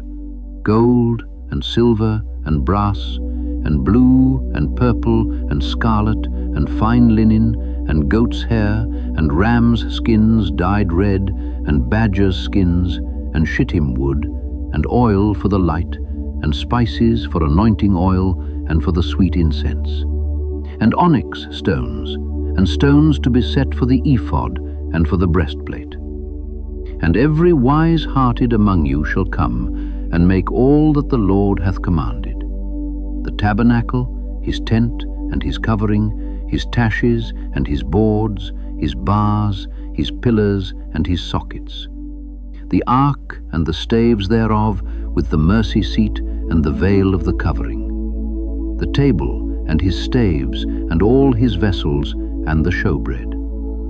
The candlestick also for the light, and his furniture, and his lamps, with the oil for the light, and the incense altar, and his staves, and the anointing oil, and the sweet incense, and the hanging for the door at the entering in of the tabernacle. The altar of burnt offering, with his brazen grate, his staves, and all his vessels, the laver and his foot, the hangings of the court, his pillars and their sockets, and the hanging for the door of the court, the pins of the tabernacle, and the pins of the court, and their cords, the cloths of service, to do service in the holy place, the holy garments for Aaron the priest, and the garments of his sons, to minister in the priest's office. And all the congregation of the children of Israel departed from the presence of Moses. And they came, every one whose heart stirred him up, and every one whom his spirit made willing, and they brought the Lord's offering to the work of the tabernacle of the congregation, and for all his service, and for the holy garments. And they came, both men and women, as many as were willing-hearted, and brought bracelets, and earrings, and rings, and tablets, all jewels of gold. And every man that offered an offering of gold unto the Lord. And every man with whom was found blue, and purple, and scarlet, and fine linen, and goat's hair, and red skins of rams, and badgers' skins, brought them. Every one that did offer an offering of silver and brass brought the Lord's offering. And every man with whom was found shittim wood for any work of the service brought it. And all the women that were wise-hearted did spin with their hands, and brought that which they had spun, both of blue, and of purple, and of scarlet, and of fine linen. And all the women whose heart stirred them up in wisdom spun goat's hair. And the rulers brought onyx stones, and stones to be set for the ephod and for the breastplate, and spice and oil for the light, and for the anointing oil, and for the sweet incense. The children of Israel brought a willing offering unto the Lord, every man and woman whose heart made them willing to bring for all manner of work which the Lord had commanded to be made by the hand of Moses. And Moses said unto the children of Israel, See, the Lord hath called by name Bezaleel the son of Uri, the son of Hur, of the tribe of Judah. And he hath filled him with the Spirit of God, in wisdom, in understanding, and in knowledge, and in all manner of workmanship, and to devise curious works, to work in gold, and in silver, and in brass, and in the cutting of stones to set them, and in carving of wood to make any manner of cunning work. And he hath put in his heart that he may teach, both he and Aholiab the son of Ahisamach of the tribe of Dan. Them hath he filled with wisdom of heart to work all manner of work, of the engraver and of the cunning workman and of the embroiderer, in blue and in purple, in scarlet and in fine linen, and of the weaver, even of them that do any work, and of those that devise cunning work. Exodus 36. Then wrought Bezaleel and Aholiab, and every wise-hearted man in whom the Lord put wisdom and understanding, to know how to work all manner of work for the service of the sanctuary, according to all that the Lord had commanded. And Moses called Bezaleel and Aholiab, and every wise-hearted man, in whose heart the Lord had put wisdom, even every one whose heart stirred him up to come unto the work to do it. And they received of Moses all the offering which the children of Israel had brought for the work of the service of the sanctuary, to make it withal. And they brought yet unto him free offerings every morning. And all the wise men that wrought all the work of the sanctuary came every man from his work which they made. And they spake unto Moses, saying, The people bring much more than enough for the service of the work which the Lord commanded to make. And Moses gave commandment, and they caused it to be proclaimed throughout the camp, saying, Let neither man nor woman make any more work for the offering of the sanctuary. So the people were restrained from bringing. For the stuff they had was sufficient for all the work to make it, and too much. And every wise-hearted man among them that wrought the work of the tabernacle made 10 curtains of fine twined linen, and blue, and purple, and scarlet. With cherubims of cunning work made he them. The length of one curtain was 28 cubits, and the breadth of one curtain 4 cubits. The curtains were all of one size. And he coupled the 5 curtains one unto another, and the other 5 curtains he coupled one unto another. And he made loops of blue on the edge of one curtain from the selvage in the coupling. Likewise he made in the uttermost side of another curtain in the coupling of the second. 50 loops made he in one curtain, and 50 loops made he in the edge of the curtain which was in the coupling of the second. The loops held one curtain to another. And he made 50 taches of gold, and coupled the curtains one unto another with the taches, so it became one tabernacle. And he made curtains of goat's hair for the tent over the tabernacle. 11 curtains he made them. The length of one curtain was 30 cubits, and 4 cubits was the breadth of one curtain. The 11 curtains were of one size. And he coupled 5 curtains by themselves, and 6 curtains by themselves. And he made 50 loops upon the uttermost edge of the curtain in the coupling, and 50 loops made he upon the edge of the curtain which coupleth the second. And he made 50 taches of brass to couple the tent together, that it might be one. And he made a covering for the tent of rams' skins dyed red, and a covering of badgers' skins above that. And he made boards for the tabernacle of shittim wood standing up. The length of a board was 10 cubits, and the breadth of a board 1 cubit and a half. One board had 2 tenons, equally distant one from another. Thus did he make for all the boards of the tabernacle. And he made boards for the tabernacle, 20 boards for the south side southward. And 40 sockets of silver he made under the 20 boards, 2 sockets under one board for his 2 tenons, and 2 sockets under another board for his 2 tenons. And for the other side of the tabernacle, which is toward the north corner, he made 20 boards. And there 40 sockets of silver, 2 sockets under one board, and 2 sockets under another board. And for the sides of the tabernacle westward he made 6 boards. And 2 boards made he for the corners of the tabernacle in the 2 sides. And they were coupled beneath, and coupled together at the head thereof to one ring. Thus he did to both of them in both the corners. And there were 8 boards, and their sockets were 16 sockets of silver, under every board 2 sockets. And he made bars of shittim wood, 5 for the boards of the one side of the tabernacle, and 5 bars for the boards of the other side of the tabernacle, and 5 bars for the boards of the tabernacle for the sides westward.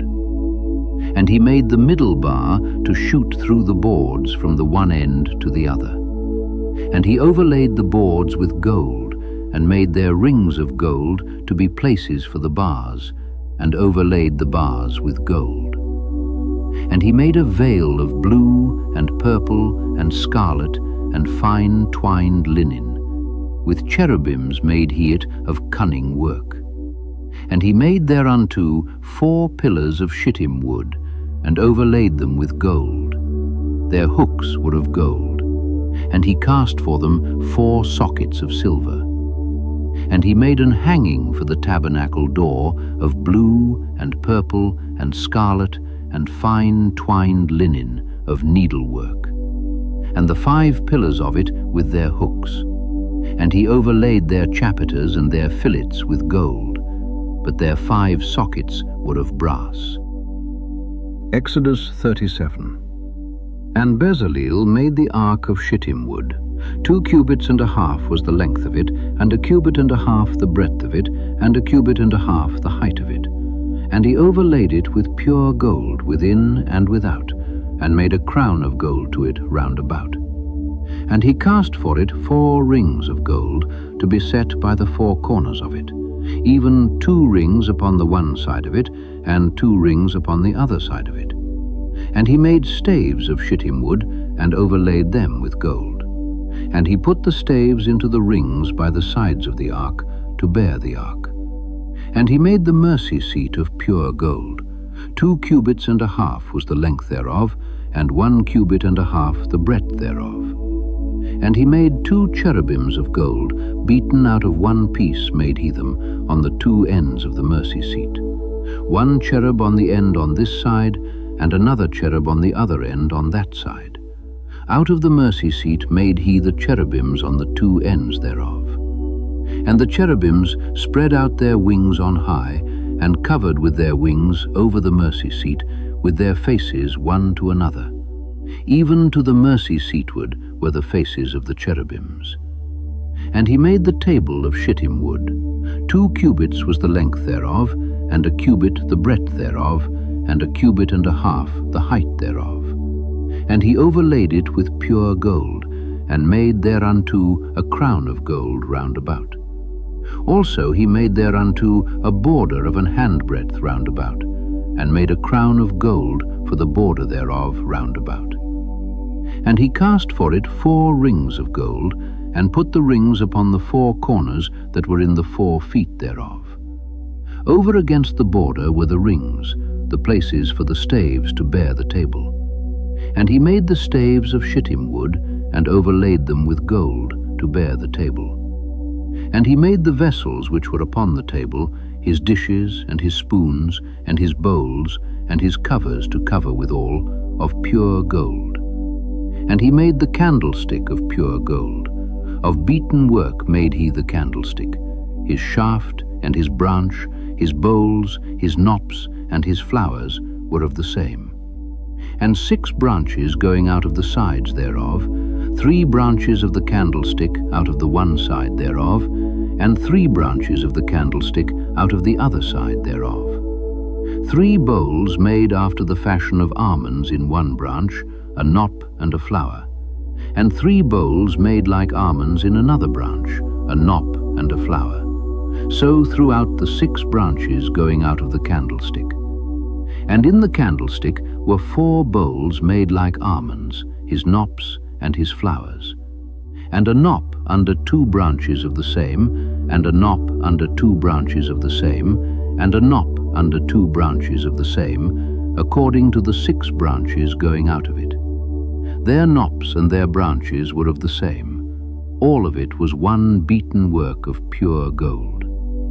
And he made his 7 lamps, and his snuffers, and his snuff dishes of pure gold. Of a talent of pure gold made he it, and all the vessels thereof. And he made the incense altar of shittim wood.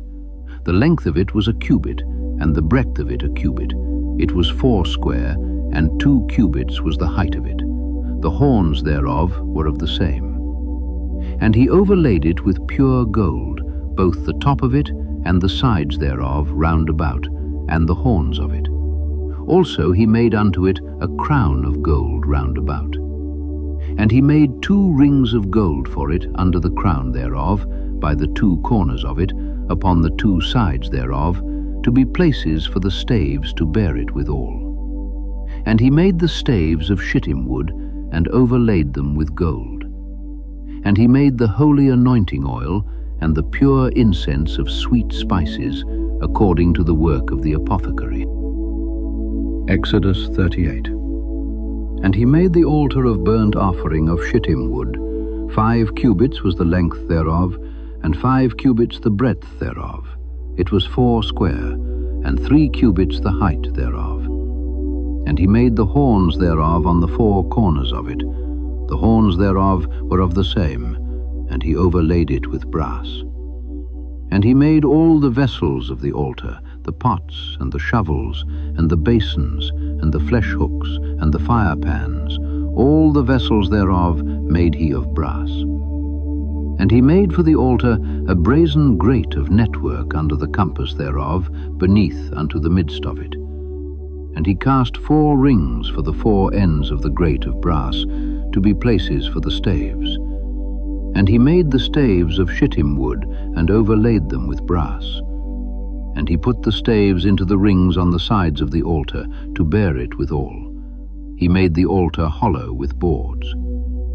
And he made the laver of brass, and the foot of it of brass, of the looking glasses of the women assembling, which assembled at the door of the tabernacle of the congregation. And he made the court. On the south side southward, the hangings of the court were of fine twined linen, 100 cubits. Their pillars were 20, and their brazen sockets 20. The hooks of the pillars and their fillets were of silver. And for the north side, the hangings were 100 cubits. Their pillars were 20, and their sockets of brass 20. The hooks of the pillars and their fillets of silver. And for the west side were hangings of 50 cubits, their pillars 10, and their sockets 10, the hooks of the pillars and their fillets of silver. And for the east side eastward 50 cubits. The hangings of the one side of the gate were 15 cubits, their pillars 3, and their sockets 3. And for the other side of the court gate, on this hand and that hand, were hangings of 15 cubits, their pillars 3, and their sockets 3. All the hangings of the court round about were of fine twined linen. And the sockets for the pillars were of brass, the hooks of the pillars and their fillets of silver, and the overlaying of their chapiters of silver. And all the pillars of the court were filleted with silver. And the hanging for the gate of the court was needlework, of blue and purple and scarlet, and fine twined linen. And 20 cubits was the length, and the height in the breadth was 5 cubits, answerable to the hangings of the court. And their pillars were 4, and their sockets of brass 4, their hooks of silver, and the overlaying of their chapiters and their fillets of silver. And all the pins of the tabernacle and of the court round about were of brass. This is the sum of the tabernacle, even of the tabernacle of testimony, as it was counted, according to the commandment of Moses, for the service of the Levites, by the hand of Ithamar, son to Aaron the priest. And Bezaleel the son of Uri, the son of Hur, of the tribe of Judah, made all that the Lord commanded Moses. And with him was Aholiab, son of Ahisamach, of the tribe of Dan, an engraver and a cunning workman, and an embroiderer in blue, and in purple, and in scarlet, and fine linen. All the gold that was occupied for the work in all the work of the holy place, even the gold of the offering, was 29 talents, and 730 shekels, after the shekel of the sanctuary. And the silver of them that were numbered of the congregation was 100 talents, and 1,715 shekels, after the shekel of the sanctuary. A beker for every man, that is, half a shekel, after the shekel of the sanctuary, for every one that went to be numbered, from 20 years old and upward, for 600,000 and 3,550 men. And of the 100 talents of silver were cast the sockets of the sanctuary, and the sockets of the veil, 100 sockets of the 100 talents, a talent for a socket. And of the 1,775 shekels he made hooks for the pillars, and overlaid their chapiters, and filleted them. And the brass of the offering was 70 talents, and 2,400 shekels. And therewith he made the sockets to the door of the tabernacle of the congregation, and the brazen altar, and the brazen grate for it, and all the vessels of the altar. And the sockets of the court round about, and the sockets of the court gate, and all the pins of the tabernacle, and all the pins of the court round about. Exodus 39. And of the blue and purple and scarlet they made cloths of service, to do service in the holy place, and made the holy garments for Aaron, as the Lord commanded Moses. And he made the ephod of gold, blue, and purple, and scarlet, and fine twined linen. And they did beat the gold into thin plates, and cut it into wires, to work it in the blue, and in the purple, and in the scarlet, and in the fine linen, with cunning work. They made shoulder pieces for it, to couple it together. By the two edges was it coupled together. And the curious girdle of his ephod that was upon it was of the same, according to the work thereof, of gold, blue, and purple, and scarlet, and fine twined linen, as the Lord commanded Moses. And they wrought onyx stones, enclosed in ouches of gold, graven, as signets are graven, with the names of the children of Israel. And he put them on the shoulders of the ephod, that they should be stones for a memorial to the children of Israel, as the Lord commanded Moses. And he made the breastplate of cunning work, like the work of the ephod, of gold, blue, and purple, and scarlet, and fine twined linen. It was 4 square. They made the breastplate double. A span was the length thereof, and a span the breadth thereof, being doubled. And they set in it 4 rows of stones. The first row was a sardius, a topaz, and a carbuncle. This was the first row. And the second row, an emerald, a sapphire, and a diamond. And the third row, a ligure, an agate, and an amethyst. And the fourth row, a beryl, an onyx, and a jasper. They were enclosed in ouches of gold in their enclosings. And the stones were according to the names of the children of Israel, 12, according to their names, like the engravings of a signet, every one with his name, according to the 12 tribes. And they made upon the breastplate chains at the ends of wreathen work of pure gold. And they made 2 ouches of gold and 2 gold rings, and put the 2 rings in the 2 ends of the breastplate. And they put the 2 wreathen chains of gold in the 2 rings on the ends of the breastplate. And the 2 ends of the 2 wreathen chains they fastened in the 2 ouches, and put them on the shoulder pieces of the ephod before it. And they made 2 rings of gold, and put them on the 2 ends of the breastplate, upon the border of it, which was on the side of the ephod inward. And they made 2 other golden rings, and put them on the 2 sides of the ephod underneath, toward the forepart of it, over against the other coupling thereof, above the curious girdle of the ephod. And they did bind the breastplate by his rings unto the rings of the ephod with a lace of blue, that it might be above the curious girdle of the ephod, and that the breastplate might not be loosed from the ephod, as the Lord commanded Moses. And he made the robe of the ephod of woven work, all of blue. And there was an hole in the midst of the robe, as the hole of an habergeon, with a band round about the hole, that it should not rend. And they made upon the hems of the robe pomegranates of blue and purple and scarlet and twined linen. And they made bells of pure gold, and put the bells between the pomegranates upon the hem of the robe, round about between the pomegranates. A bell and a pomegranate, a bell and a pomegranate, round about the hem of the robe to minister in, as the Lord commanded Moses. And they made coats of fine linen of woven work for Aaron and for his sons, and a mitre of fine linen, and goodly bonnets of fine linen, and linen breeches of fine twined linen, and a girdle of fine twined linen, and blue and purple and scarlet of needlework, as the Lord commanded Moses. And they made the plate of the holy crown of pure gold, and wrote upon it a writing like to the engravings of a signet, Holiness to the Lord. And they tied unto it a lace of blue, to fasten it on high upon the mitre, as the Lord commanded Moses.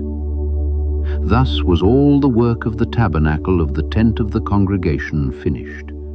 And the children of Israel did according to all that the Lord commanded Moses, so did they. And they brought the tabernacle unto Moses, the tent and all his furniture, his taches, his boards, his bars, and his pillars, and his sockets, and the covering of rams' skins dyed red, and the covering of badgers' skins, and the veil of the covering, the ark of the testimony, and the staves thereof, and the mercy seat, the table, and all the vessels thereof, and the showbread, the pure candlestick, with the lamps thereof, even with the lamps to be set in order, and all the vessels thereof, and the oil for light, and the golden altar, and the anointing oil, and the sweet incense, and the hanging for the tabernacle door, the brazen altar, and his grate of brass, his staves, and all his vessels, the laver and his foot, the hangings of the court, his pillars and his sockets, and the hanging for the court gate, his cords and his pins, and all the vessels of the service of the tabernacle for the tent of the congregation, the cloths of service to do service in the holy place, and the holy garments for Aaron the priest, and his sons' garments to minister in the priest's office. According to all that the Lord commanded Moses, so the children of Israel made all the work. And Moses did look upon all the work, and behold, they had done it as the Lord had commanded, even so had they done it. And Moses blessed them. Exodus 40. And the Lord spake unto Moses, saying, On the first day of the first month shalt thou set up the tabernacle of the tent of the congregation. And thou shalt put therein the ark of the testimony, and cover the ark with the veil. And thou shalt bring in the table, and set in order the things that are to be set in order upon it. And thou shalt bring in the candlestick, and light the lamps thereof. And thou shalt set the altar of gold for the incense before the ark of the testimony, and put the hanging of the door to the tabernacle. And thou shalt set the altar of the burnt offering before the door of the tabernacle of the tent of the congregation. And thou shalt set the laver between the tent of the congregation and the altar, and shalt put water therein. And thou shalt set up the court round about, and hang up the hanging at the court gate. And thou shalt take the anointing oil, and anoint the tabernacle, and all that is therein, and shalt hallow it, and all the vessels thereof, and it shall be holy. And thou shalt anoint the altar of the burnt offering, and all his vessels, and sanctify the altar, and it shall be an altar most holy. And thou shalt anoint the laver and his foot, and sanctify it. And thou shalt bring Aaron and his sons unto the door of the tabernacle of the congregation, and wash them with water. And thou shalt put upon Aaron the holy garments, and anoint him, and sanctify him, that he may minister unto me in the priest's office. And thou shalt bring his sons, and clothe them with coats. And thou shalt anoint them, as thou didst anoint their father, that they may minister unto me in the priest's office. For their anointing shall surely be an everlasting priesthood throughout their generations. Thus did Moses. According to all that the Lord commanded him, so did he. And it came to pass in the 1st month in the 2nd year, on the 1st day of the month, that the tabernacle was reared up. And Moses reared up the tabernacle, and fastened his sockets, and set up the boards thereof, and put in the bars thereof, and reared up his pillars. And he spread abroad the tent over the tabernacle, and put the covering of the tent above upon it, as the Lord commanded Moses. And he took and put the testimony into the ark, and set the staves on the ark, and put the mercy seat above upon the ark. And he brought the ark into the tabernacle, and set up the veil of the covering, and covered the ark of the testimony, as the Lord commanded Moses. And he put the table in the tent of the congregation, upon the side of the tabernacle northward, without the veil. And he set the bread in order upon it before the Lord, as the Lord had commanded Moses. And he put the candlestick in the tent of the congregation over against the table, on the side of the tabernacle southward. And he lighted the lamps before the Lord, as the Lord commanded Moses. And he put the golden altar in the tent of the congregation before the veil. And he burnt sweet incense thereon, as the Lord commanded Moses. And he set up the hanging at the door of the tabernacle. And he put the altar of burnt offering by the door of the tabernacle of the tent of the congregation, and offered upon it the burnt offering and the meat offering, as the Lord commanded Moses. And he set the laver between the tent of the congregation and the altar, and put water there to wash withal. And Moses and Aaron and his sons washed their hands and their feet thereat, when they went into the tent of the congregation, and when they came near unto the altar, they washed, as the Lord commanded Moses. And he reared up the court round about the tabernacle and the altar, and set up the hanging of the court gate. So Moses finished the work. Then a cloud covered the tent of the congregation, and the glory of the Lord filled the tabernacle. And Moses was not able to enter into the tent of the congregation, because the cloud abode thereon, and the glory of the Lord filled the tabernacle. And when the cloud was taken up from over the tabernacle, the children of Israel went onward in all their journeys. But if the cloud were not taken up, then they journeyed not till the day that it was taken up. For the cloud of the Lord was upon the tabernacle by day, and fire was on it by night, in the sight of all the house of Israel, throughout all their journeys. You have now reached the end of the book of Exodus. What began with slavery ends with the glory of God filling the tabernacle. What began with the cries of an oppressed people ends with God dwelling in the midst of those he delivered. Throughout this book, we have seen that God does not forget his promises. He remembered his covenant. He heard the cries of Israel. He raised up Moses. He judged the false gods of Egypt, He broke the power of Pharaoh.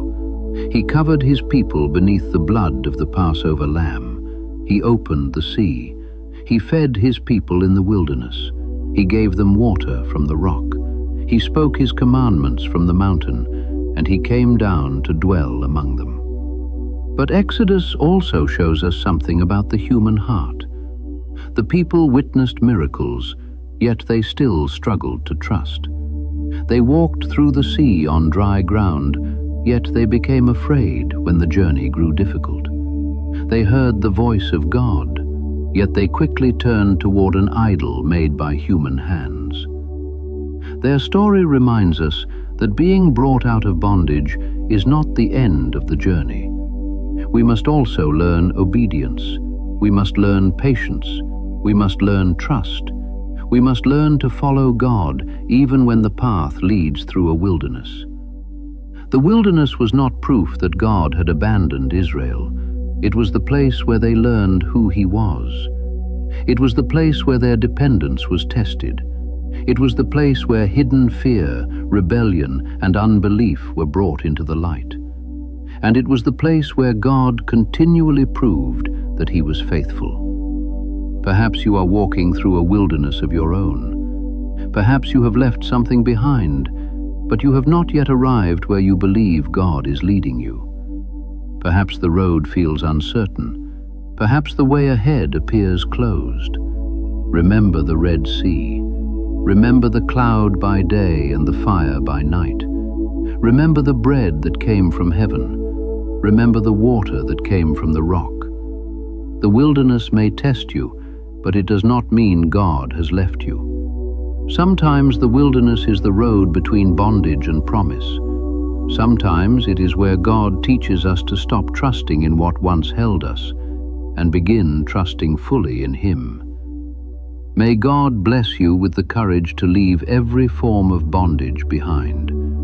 May He bless you with faith when the way before you appears impossible. May He bless you with patience when the wilderness journey feels long. May He bless you with discernment to recognize His direction. May He bless you with obedience when His commands challenge your comfort. May He bless you with provision in every dry and empty place.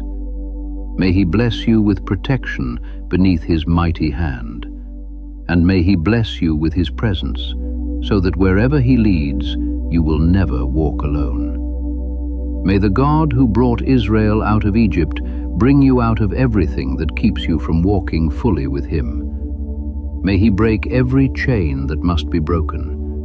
May He close every path that would lead you back into captivity. May He strengthen you to keep moving forward.